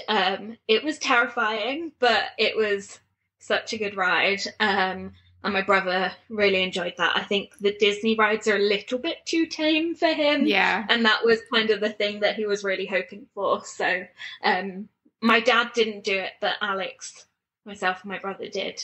And we loved that. And then we used the express passes to do Hulk, because that was a 45-minute queue. So we got on that straight away, which was really good. And then I think it was only a 10-minute wait to do the Hogwarts Express. So we went over to Universal Studios side on the Hogwarts Express. And then Alex's favourite ride at Universal is the Mummy. And I know it's kind of I think it's in soft opening, or has been for about 6 months. They've never officially said that it's open again. And when we got over there, that was down. So that was a bit frustrating. But we went on Rip Ride Rocket. Again, my dad didn't do that one. I think he thought the Universal coasters were a bit too intense for him. Yeah. So he didn't do that, but then when we got off of that, the Mummy was back up. So we went and did that with a 10-minute wait. So that was fun. I hadn't done that before. And then we did the Simpsons ride. We did E.T., we did Transformers, and then my brother went and did Rip Ride Rocket twice. So we still had my dad's express pass from when Forbidden Journey was down, because he didn't get on Hulk with us. So Sam went and got in the queue with that, and then I think the single rider queue was about 5 minutes. So he went and did it again, and that was clearly his favourite ride. That's so funny. Whilst we were there, so that was good. And then we ended up walking back over to Islands of Adventure. And we went on Spider-Man, and I think those kind of rides were my dad's favourites, kind of the track and screen rides. So he really enjoyed those, so he did have a good time whilst we were there. And then we went and jumped in the queue for Hagrid's, and it said it was a 75-minute wait, and it was only 45 in the end, which was great. And I think that has to be my favourite ride from the entire trip. I don't know if you've done it, but it's so much fun. And actually, I loved Guardians, but Hagrid's as an experience is just so much fun for what kind of comes across as kind of slinky level of coaster. Mm-hmm. It's so much faster, and it's just, yeah, it's really great. So that was our first Universal day. And yeah, it was so much fun. And I loved kind of Velocicoaster and Hagrid's, and it was nice to have those slightly more intense coasters. Yeah, in the middle of the trip. In the middle of the trip. So then the next day, which was the Tuesday, my brother was meant to be leaving that day. But so he was flying, I think he was flying from Orlando to Pennsylvania to London to Germany, and one of the legs of his trip was cancelled, and they basically said, we can either move your flight out of Orlando to the following day, which was fine because my parents were leaving the following day, so their hotel room was still there for him to stay in, or they could put him up in a hotel. I think it was in London, and so he chose to stay an extra day, but didn't end up coming to the parks with us for that day. So that was the Tuesday morning, and we had a reservation for breakfast at Topolino's Terrace, which was, I think that was my top reservation that I wanted to get before the trip. I'd heard such good things about it. So many of my friends had been, and yeah, just the whole experience. So we got a lift over to there and had breakfast there. That was the one that was really accommodating for my dad doing kind of a keto diet. So he was able to get, I think he ended up getting steak, bacon, sausage, eggs, and just everything kind of carb free, which was great. And they were so kind of accommodating with that. And everyone had a really good breakfast. That's the best breakfast, I think, at Disney. Yeah. So good. And I wish I'd got a second option, because I got the waffles with a side of the Mickey waffles that they do for kids. And to be honest, that was enough food for me, but I kind of wish I'd tried one of the other entrees, because I know you can get like a smaller portion of that on the side. So frustratingly, when I planned this all out and reserved, made that reservation and then did our park reservation for Hollywood Studios, it was before they announced the Skyliner wouldn't be running. So the plan would have been to get the Skyliner over to Hollywood Studios, but it was obviously down. So we got a bus, but that was just as quick. I mean, they're so close. It's a nice and easy one. So we did walk around the Riviera a little bit and then went and got a bus after our breakfast. And then we went straight into the Midway Mania queue, because I think that was the only ride at that point that we hadn't done, other than Rock and Roller Tower of Terror area. So we went into that queue, and it said it was 55 minutes, but it only took 35, which was great. And that was including the track that we were in line for going down, and them having to redirect us over to the other side. So, nice. It wasn't too bad at all. And that one's so much fun. I like, having done Buzz in Florida and then that, I much prefer Midway Mania there. Yeah. But Buzz in Paris is actually different, and the guns, you can lift them up and move them around, which is that's fun. Kind of a much different experience. So they're kind of on par if we're comparing the Paris one to Midway Mania. But yeah. And then we went over to the Indiana Jones show, but it was standing room only. Because we got in there like 5 minutes before it was meant to start. And then one of the cast members came over and said, oh, there's some space on the like accessibility seats at the front. So we went and sat down there, but it was right on the side, and the sun was kind of hitting the show in a weird way. So we couldn't see a lot of it from where we were. Oh, that's disappointing. Which was a bit of a shame. We could see, I think it was mostly that kind of start bit where he's running along with the because it's so dark, the kind of the way it was kind of lit, it wasn't great. And the sun was on us, so we were kind of being blinded whilst that was all going on. So that was a shame, but it was a fun show to see, and I think it's worth kind of seeing whilst you're there. And then we went over and did the Beauty and the Beast show. So my parents hadn't seen that when we did it the previous time. So that was fun to do. And then we went and did Runaway Railway, now that my parents were with us. And just before we got on, it dropped from a 70-minute queue time to a 40-minute wait time. And then we were on in 25 minutes. So that was really kind of over-exaggerated on me. Yes. On the time. But yeah, so that was so much fun. I really love that ride. I think it's such a great one for kind of all ages. And it's so fun. It's just I love it. So fun. Yeah, I love it. Yeah, it's great. And then we walked into Galaxy's Edge, and we got some food over at Docking Bay 7, and then that's when Alex bought his lightsaber hilt, so we got to go in those shops, which was fun. And then we had a reservation for Ogre's Cantina, so we, again, that's another kind of bar that I think is worth doing if you're a Star Wars fan. So that was fun. And then yeah, that was kind of our Hollywood Studios day. So my parents' flight to New York was at 9 a.m. the next morning. So I think Mears picked them up at about 5:30 or 6. Yes, it's such an early pickup.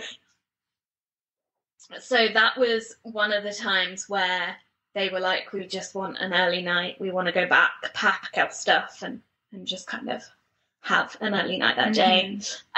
So we got back to the hotel, and then we walked over to McDonald's, just because it's so close to the All-Star Resorts. I think it was a 5-minute walk. Wow, I didn't realize that. Especially if you're at sports, it's such an easy, it's just kind of up at the main junction.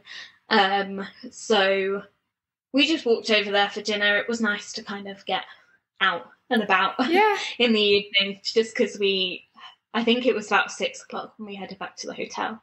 And then my brother and I went in the pool that evening just for a little bit, just because the weather was still nice. I think that was a warm day where it was still quite a warm evening. So they have like little inflatable like sports balls. So we were just like throwing that between ourselves for a little bit, which was fun. So yeah, that was good. And then my family all left the following day. So that was the Wednesday. And so my parents' flight was nice and early. And then I think my brother's flight was about 3 o'clock.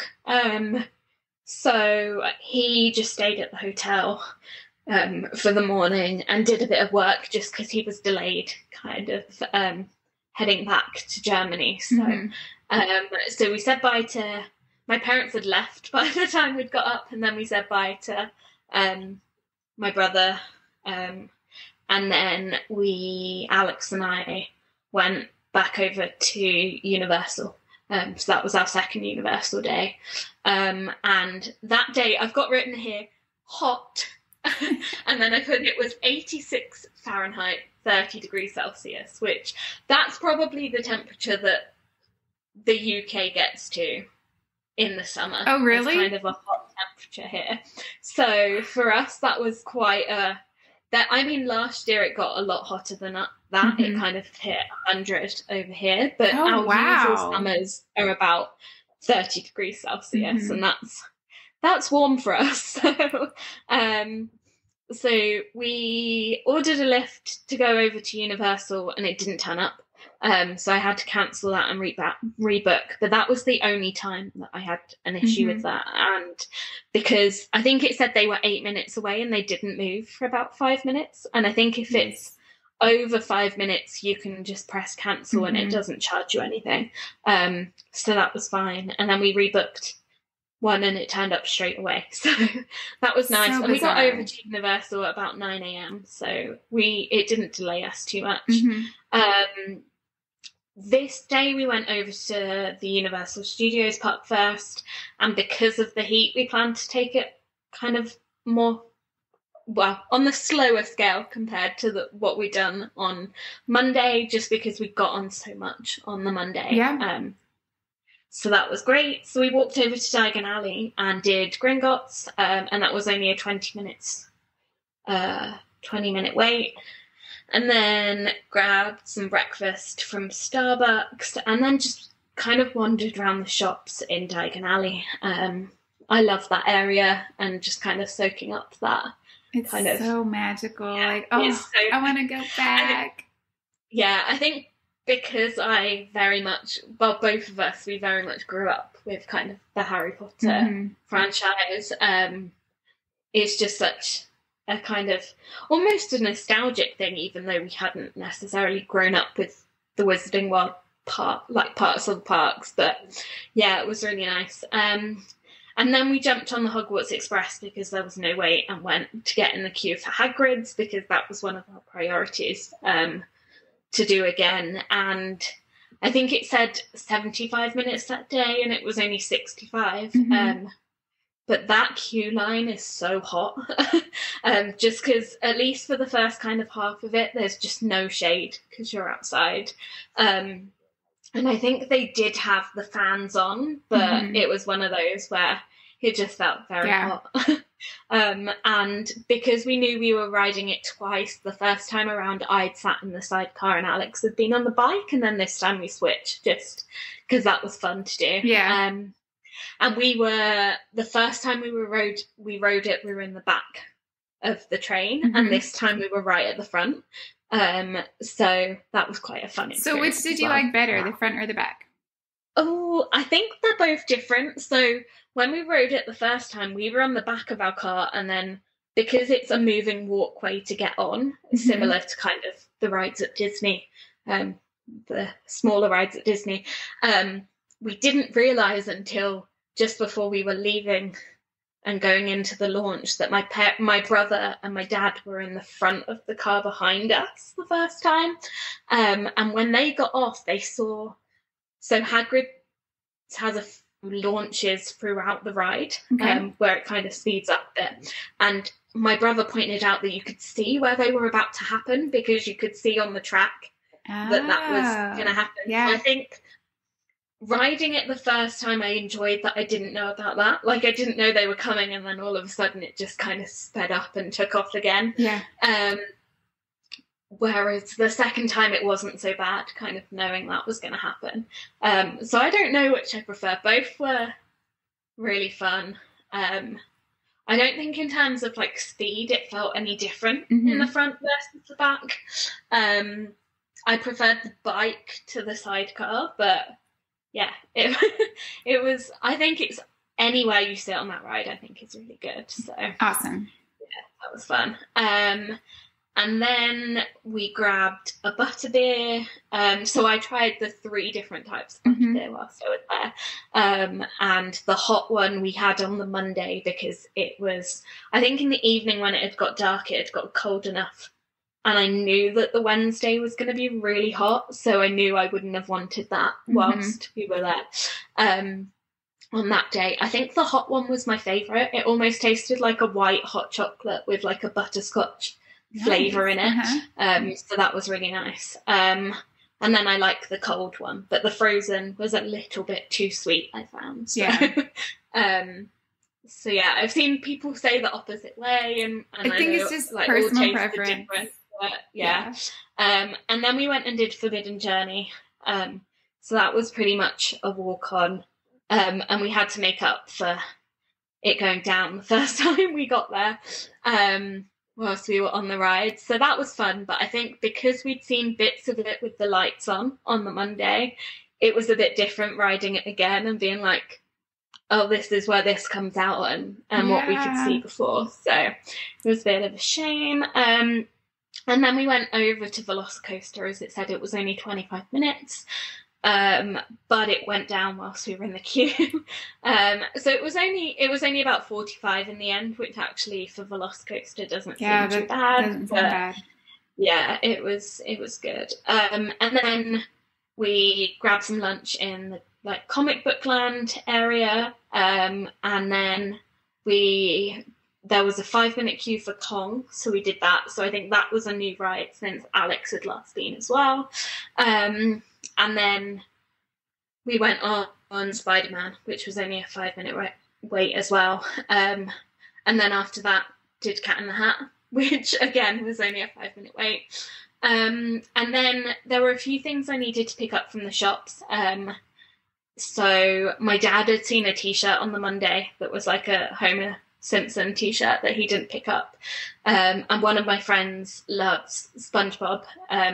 So I sent them a few pictures of some of the merch there. So we ended up going out into City Walk and looking in some of the shops there, but they didn't have them there. So we ended up going back into the Universal Park to grab those bits and just have a wander around. So we actually went back into Diagon Alley, and I went and did the Ollivander's like wand experience. I didn't get picked, but it was just something that I hadn't done on my first trip when I went there. So I wanted to kind of experience that and just see what that was like, and that was so much fun. And it was I really enjoyed it because there was a kid that was dressed up in robes, and I think we all assumed that they'd get picked. And in the end it wasn't. It was I think it was a girl in her like late teens that got picked, and they were like, "Oh, are you looking for a wand?"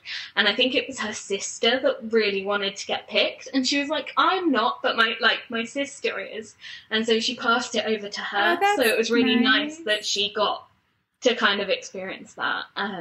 That's awesome. So that was fun.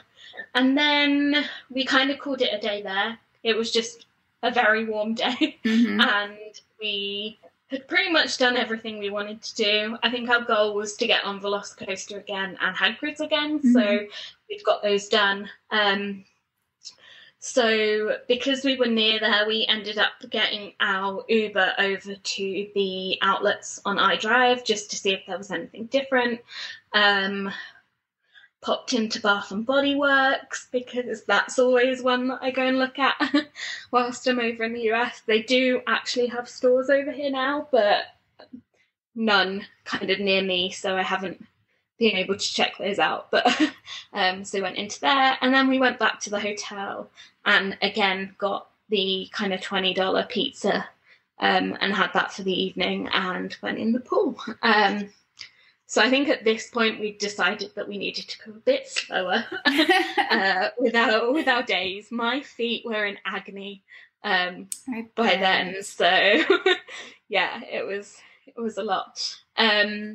So only a couple of full days left. So our next day, so day 12, we had a slower morning and we got the bus to Hollywood Studios at about 9:15, and we were hopping from Hollywood Studios to Epcot that day. So I'd woken up and got an individual lightning lane for Guardians because I didn't think we would be able to get a boarding group when we hopped at 2. We didn't want to risk it, so we got that. I think we did that for about 6:30. And then when we got to Hollywood Studios, we went over to Slinky first so we could do that again. That was a 70-minute queue, so quite a long one. And then we walked over to Rock and Roller Coaster because that was one we hadn't done. So that was the only thing that we really wanted to do that we hadn't got to do. My parents probably wouldn't have ridden it just because it is quite an intense one. Yeah. My brother would have, but he wasn't in Hollywood Studios with us kind of long enough to do that queue.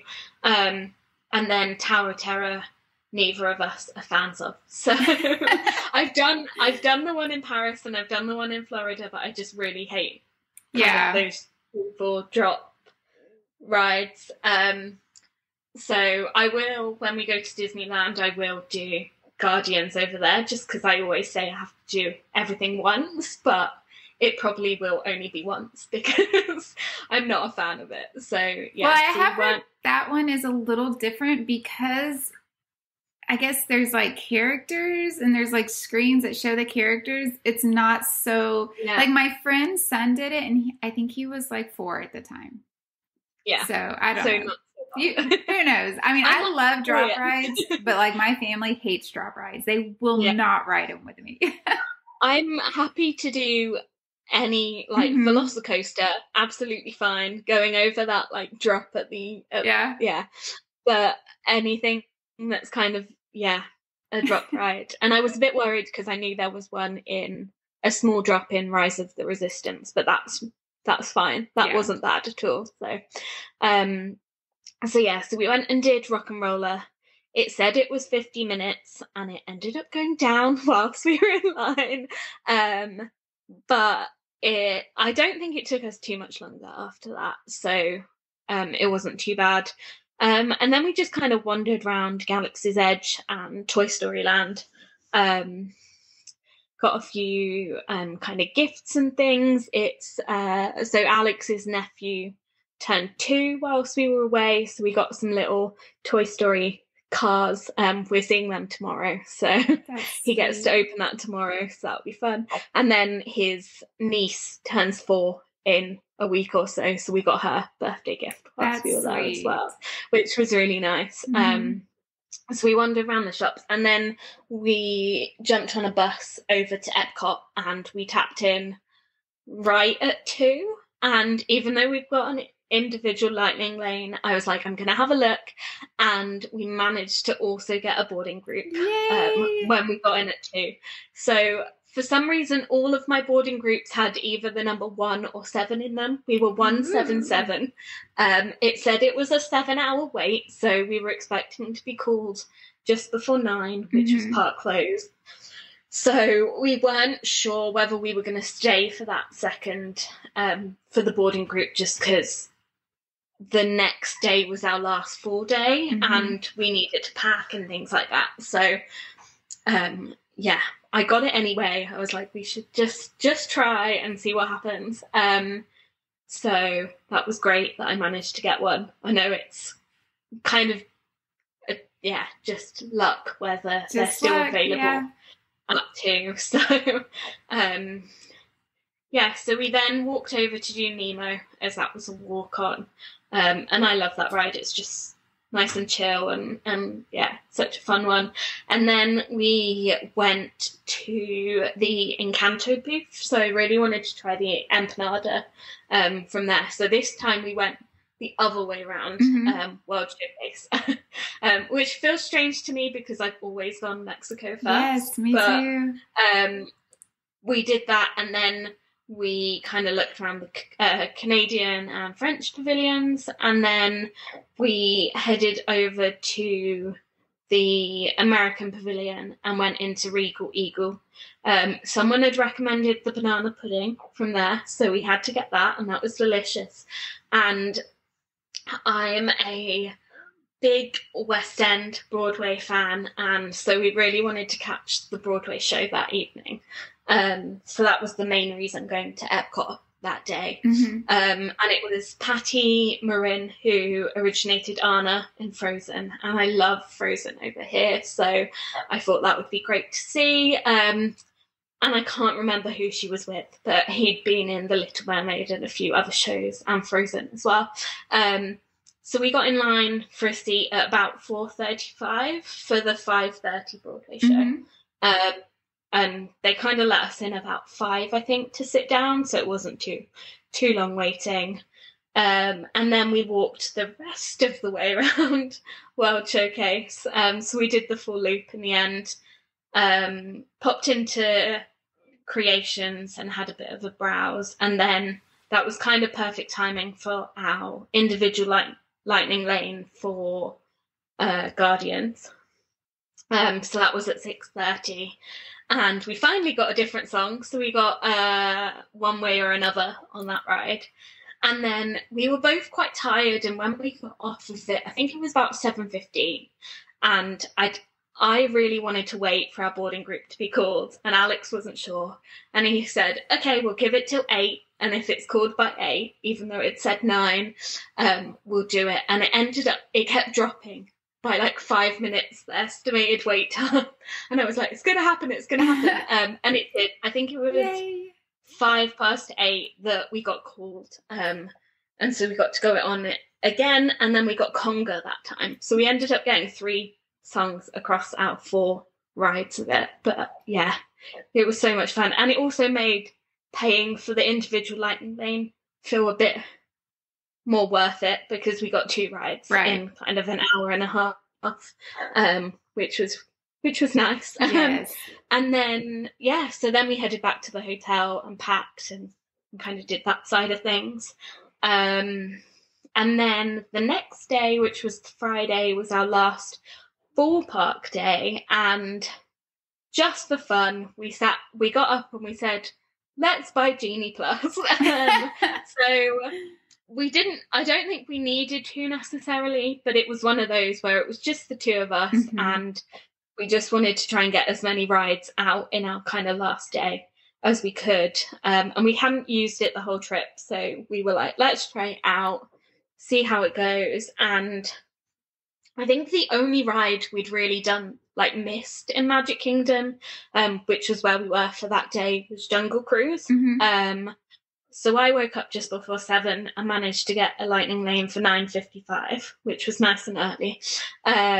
So we left at about 8:30 and got there for just before 9. And then we got Starbucks and then just strolled over to the Jungle Cruise and went on that. I think it said it was a 55-minute standby wait, so that was worth doing anyway. And then we walked back over to the castle, and it was just in time for Friendship Fair. And we hadn't caught that at that point, so we were like, oh, this will be great, we'll do this. And it happened for a few minutes, and then the sound cut out. Oh no. And they all left the stage and they just kind of called it a day. Oh no. So that was a shame, but I'd seen it before. So it wasn't too bad. And then my one kind of big thing that I wanted to do that day was meet Pooh and Tigger, because I had a Winnie the Pooh outfit on, and my nail person had done an amazing, like, hand-drawn Winnie the Pooh on my nails, which I'll have to send you the picture, but they're amazing. So I was like, I want to go and do that. So we went and met them. Alex doesn't love character meets, and he'd waited, I think it was an hour and a half in Paris to meet Pooh when we went there last year. So I felt really bad, but it was only about a 25-minute wait. So I was like, can we just do this one queue? Yeah. And previous trips, I would have done a lot of characters, but I didn't know how my family would feel about character meets, and I knew Alex wasn't really into them. So we met a few, but it wasn't kind of as intense with character meets as I would have done previously. And then just trying to work out time. So we then got a Haunted Mansion Lightning Lane at 11. And I think that was almost straight away. And that was an 80-minute standby wait. So that was great to get. Yes. And then I booked Peter Pan's flight for 5:30, I think, once we'd done that one. So we had a reservation that day at Steakhouse 71 for lunch. So we kind of booked a later lightning lane for that, because it made sense to kind of leave that gap and then do that. So we then walked over to Barnstormer, just because we hadn't done it on the trip. And it was a 20-minute wait, which isn't really worth it for Barnstormer, just because it's so short. Yes, but it was kind so of, short. we had a bit of time. And it was one of those where we were like, let's just do it. Although we got off and Alex said, why did we wait for that? I think he pointed out that the kind of exit to get off the ride is longer than the ride itself. I think that's true. And I was like, yeah, sorry about that. It was just kind of something else to squeeze in. Yeah. And then we left the park at 12 and walked around to the Contemporary I think we looked in the shops for a little bit because we were a bit early. And then we had our reservation at Steakhouse 71. That was such a reasonable lunch. I think it was $50 for an entree, a non-alcoholic drink for both of us. So about $25 each, which isn't bad at all. And it's really good.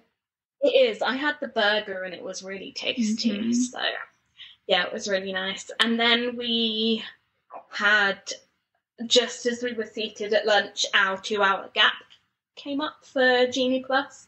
So we ended up booking Space Mountain for 3:30. And then lunch was quite quick, so I think we had a bit of time before that. So we ended up doing the monorail loop. And we went, well, I say the monorail loop, we didn't end up going to the Grand Floridian.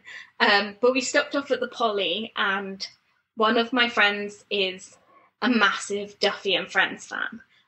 So I ended up taking pictures of probably like 50 different bits of merch that they do at the Poly and sending it over to them and being like, do you want anything whilst I'm here? So I did get an Olu keyring for them. So that was fun. And then we went back to Magic Kingdom. So I think it was about 2:30 at this point, and we got into the line to do the People Mover, and it was a 20-minute wait, but it kept stopping. So we ended up jumping out and went in and went over to do Buzz, and that was only a 15-minute queue. And when we got off of Buzz, People Mover had gone down, and the people that were stuck when we were in line for it were still in the same place. Oh, no. I think they were just about to evacuate them off of that ride. Oh, So no. we were glad that we hadn't waited for it. Yes. But that did make our Space Mountain ride very interesting, because the People Mover lights were on whilst we were on Space Mountain. Oh, that's crazy. It wasn't a full ride with the lights on, but I was at the front of the train and I could see the track in front of me. That's so it wasn't, interesting. the full building didn't have the lights on, but that strip, the People Mover around the side, the lights were on. And it was, I think bizarre. It made it scarier. Yeah. So that was quite funny. And then just before that, we'd managed to book another Lightning Lane for Pirates at 5:35. So I think that was the same time as our Peter Pan flight one. So we had those stacked. And then we walked over to do The Little Mermaid, which was only a 25-minute wait. So that wasn't too bad. And then we went and did the Country Fair Jamboree, because we hadn't done it at that point. So it was nice to just have a sit down and do that. And I don't think Alex had done it before. I think it was one of those kind of attractions that he skipped when he'd been previously. So it's always fun watching kind of someone else do that. Oh, yeah. And then we grabbed a drink at Pecosville before kind of sitting right outside there to catch the 5:10 Adventure Friends cavalcade. So that was nice to see. That was just another short one that we hadn't seen, so we thought we'd catch that. And we had time because our Pirates and Peter Pan flight Lightning Lanes were at 5:35. So we went and did Pirates first, so we tapped in at 5:30 because of that 5-minute kind of buffer that you get. And that queue was very quick.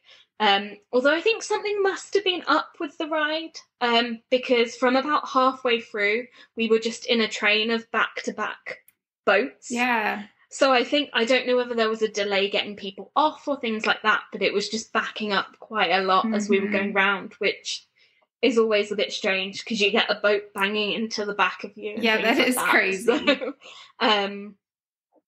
so we did that, and then we went and did our Peter Pan flight Lightning Lane. And then so I think we had a Big Thunder Lightning Lane for about 7 o'clock at that point, and I ended up swapping it because Dumbo was kind of an instant Lightning Lane to do. So we went and did Dumbo and then booked Big Thunder again to do that. So we went and did Dumbo and then did Big Thunder, and then we got a spot for the fireworks. And And then I think after we did Big Thunder, we got a lightning lane for Buzz for after the fireworks. So we got quite a few that day. I think we must have got kind of really eight or so rides. So it wasn't too bad and was kind of worth it for us. So we caught the fireworks as kind of a last night thing. Again, that was nice than being at 8:15 because it meant we didn't have to stay too late. And then we did the People Mover, which was a walk-on because it was back up, which was great.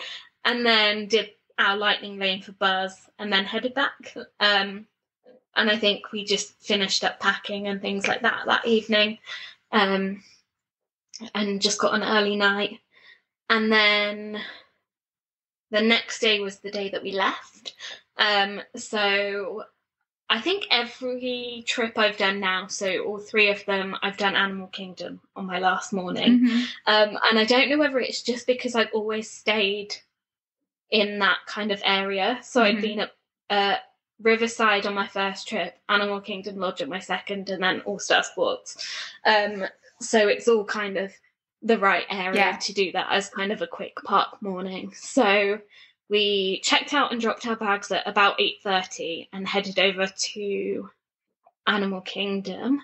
And we actually, as we were coming in, we saw, is it Divine, the leaf lady? I didn't know what else I literally wrote here, saw leaf lady, brackets, look up name. She is like a leaf lady, a big branch.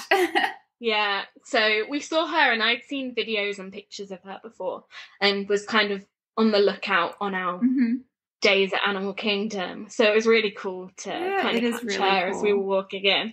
And then our main goal for this day was just to do Everest a couple of times. So we walked over to Everest and we saw the Mickey and Minnie flotilla go past, which was fun. And that was a 15-minute queue for Everest. So we did that and then we got straight back into the queue and rode it again. So I think we did it kind of twice in that first hour. That's fun.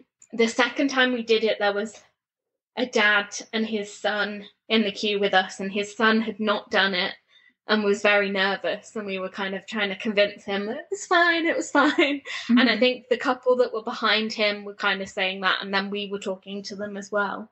And he was in the row behind us, so his face in the picture is just brilliant. Like, he's like gripped onto his dad and looks quite scared, but he did really enjoy it. Which was nice. And then we did the Maharaja Jungle Trek because we hadn't walked through there when we'd been previously. So we just wanted to see, that's where the tigers are. So we went to see those. And then we went to Dino Land to look at the carnival games. We weren't sure whether we were going to try and do them, but we decided against it in the end. And then just kind of was wandering around, soaking up the atmosphere for our last morning. So I think we went and got a sugar cookie over in Africa, and then just grabbed a Starbucks before heading back to the hotel. So we left Animal Kingdom at 11:45, and our Mears pickup was at 1:05, because our flight was at 5:30. So that was kind of our last morning.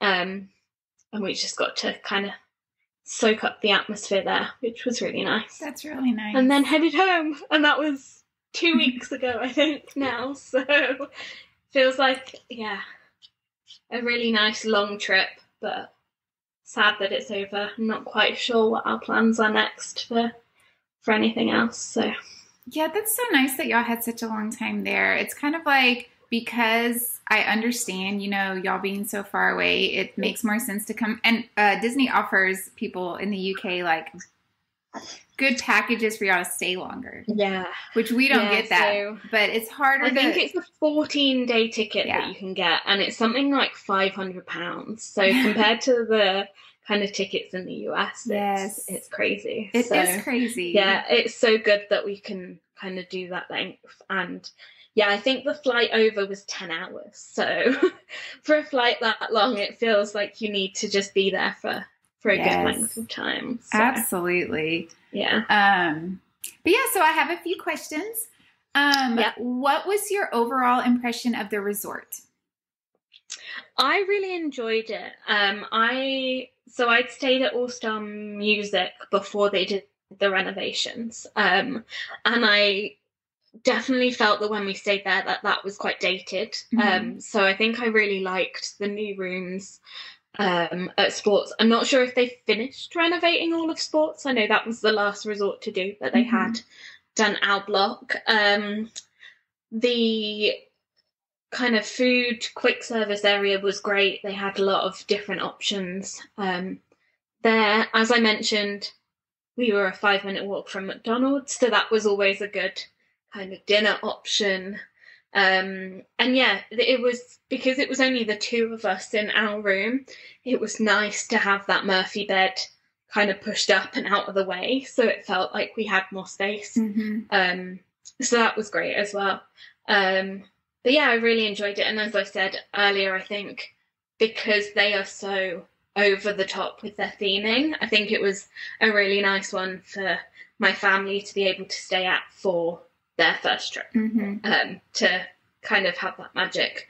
And I don't think I mentioned it, but we did also have adjoining rooms, so we could just open that door between our rooms. That's nice. Which was nice as well. So yeah, that was just something we requested, and that was, handy to have. So that's good, because the All-Star Sports is, I'm pretty sure, the lowest cost resort to stay at.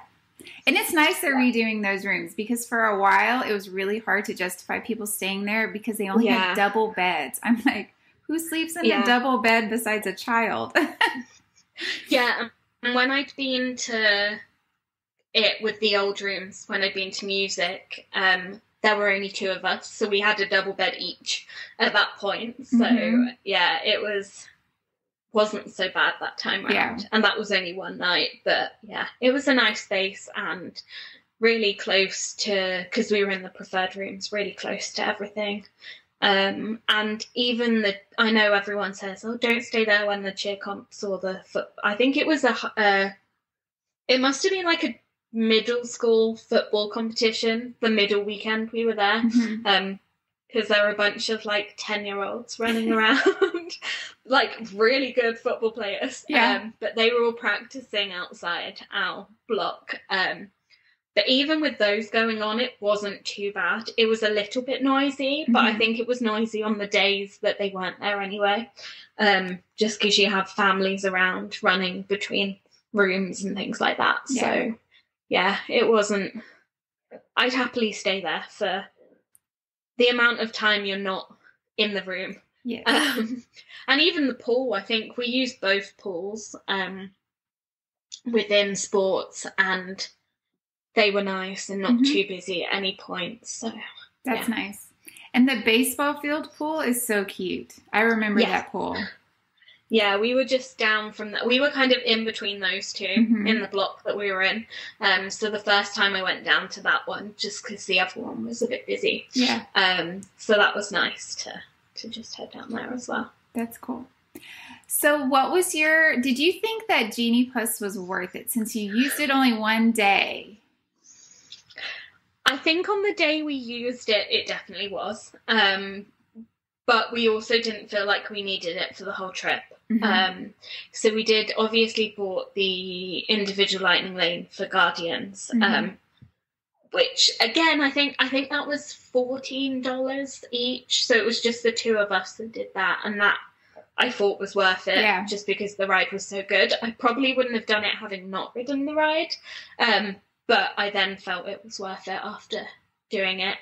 And then Genie Plus, I wouldn't have done it for the whole trip. And actually, I think we pretty much did everything we wanted to without it. But for that last Magic Kingdom day, when we just wanted to try and get on everything we could, kind of another time, it was definitely worth it for that. So I think it was $18 the day that we did it, because I know it fluctuates between pricing. So did you feel like it was easy to get the hang of using it? Yes, but I think, I don't know whether that was just because I had been quite in tune with getting fast passes in the past and kind of that stacking them, the 3, and then getting them once you'd kind of tapped into the ride.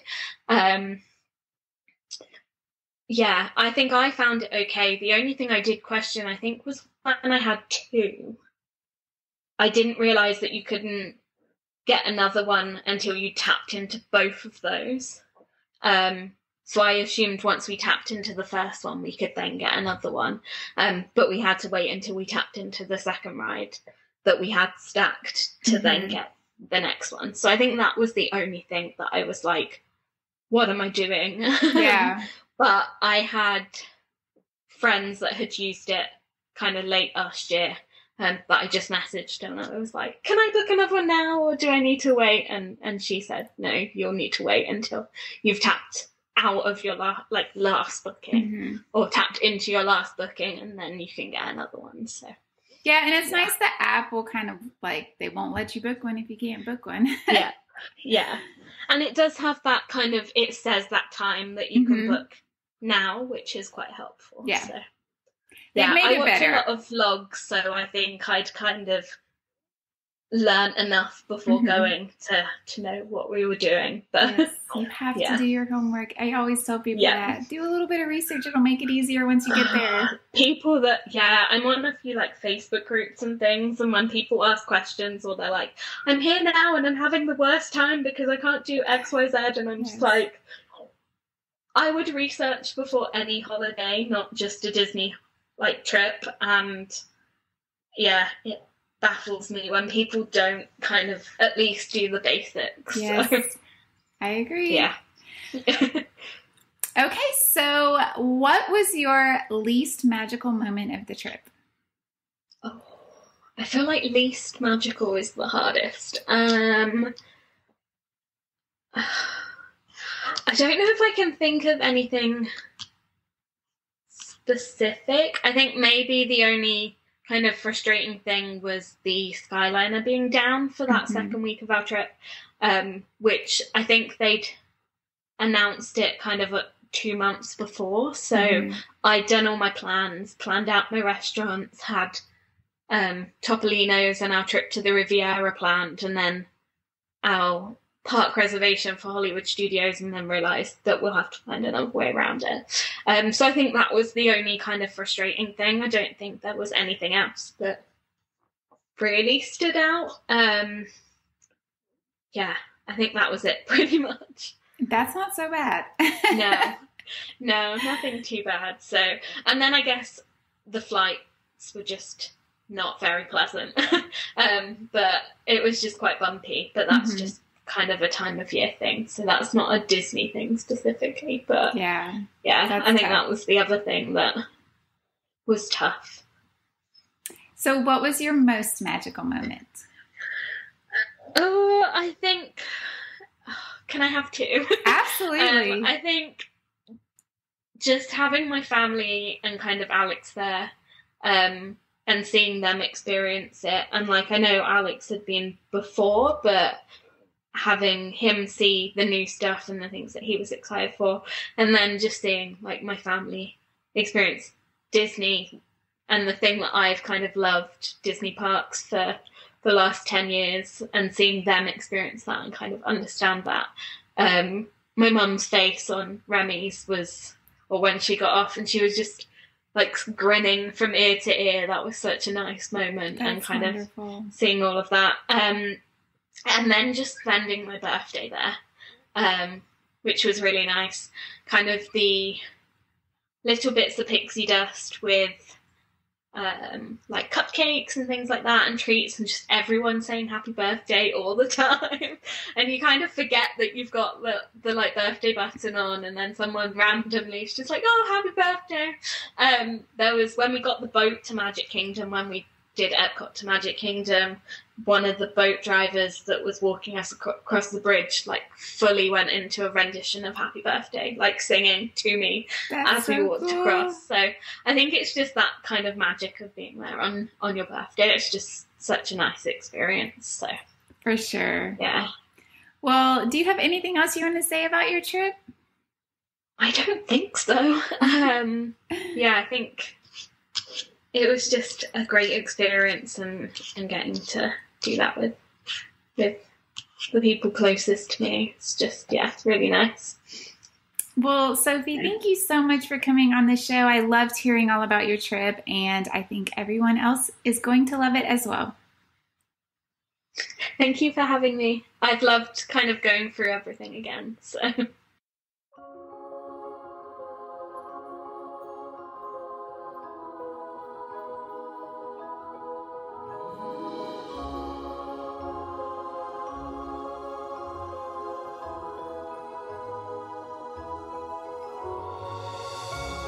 Thank you for listening today. I really appreciate you spending your time over here with us, and I hope this was just what you needed to hear today.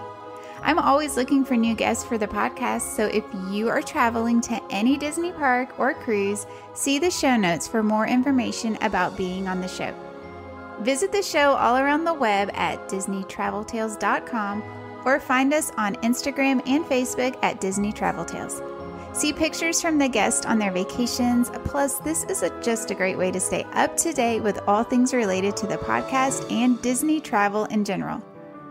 Join me next week with a brand new episode. So until then, this is Jenny, and may all your Disney travel dreams become a reality.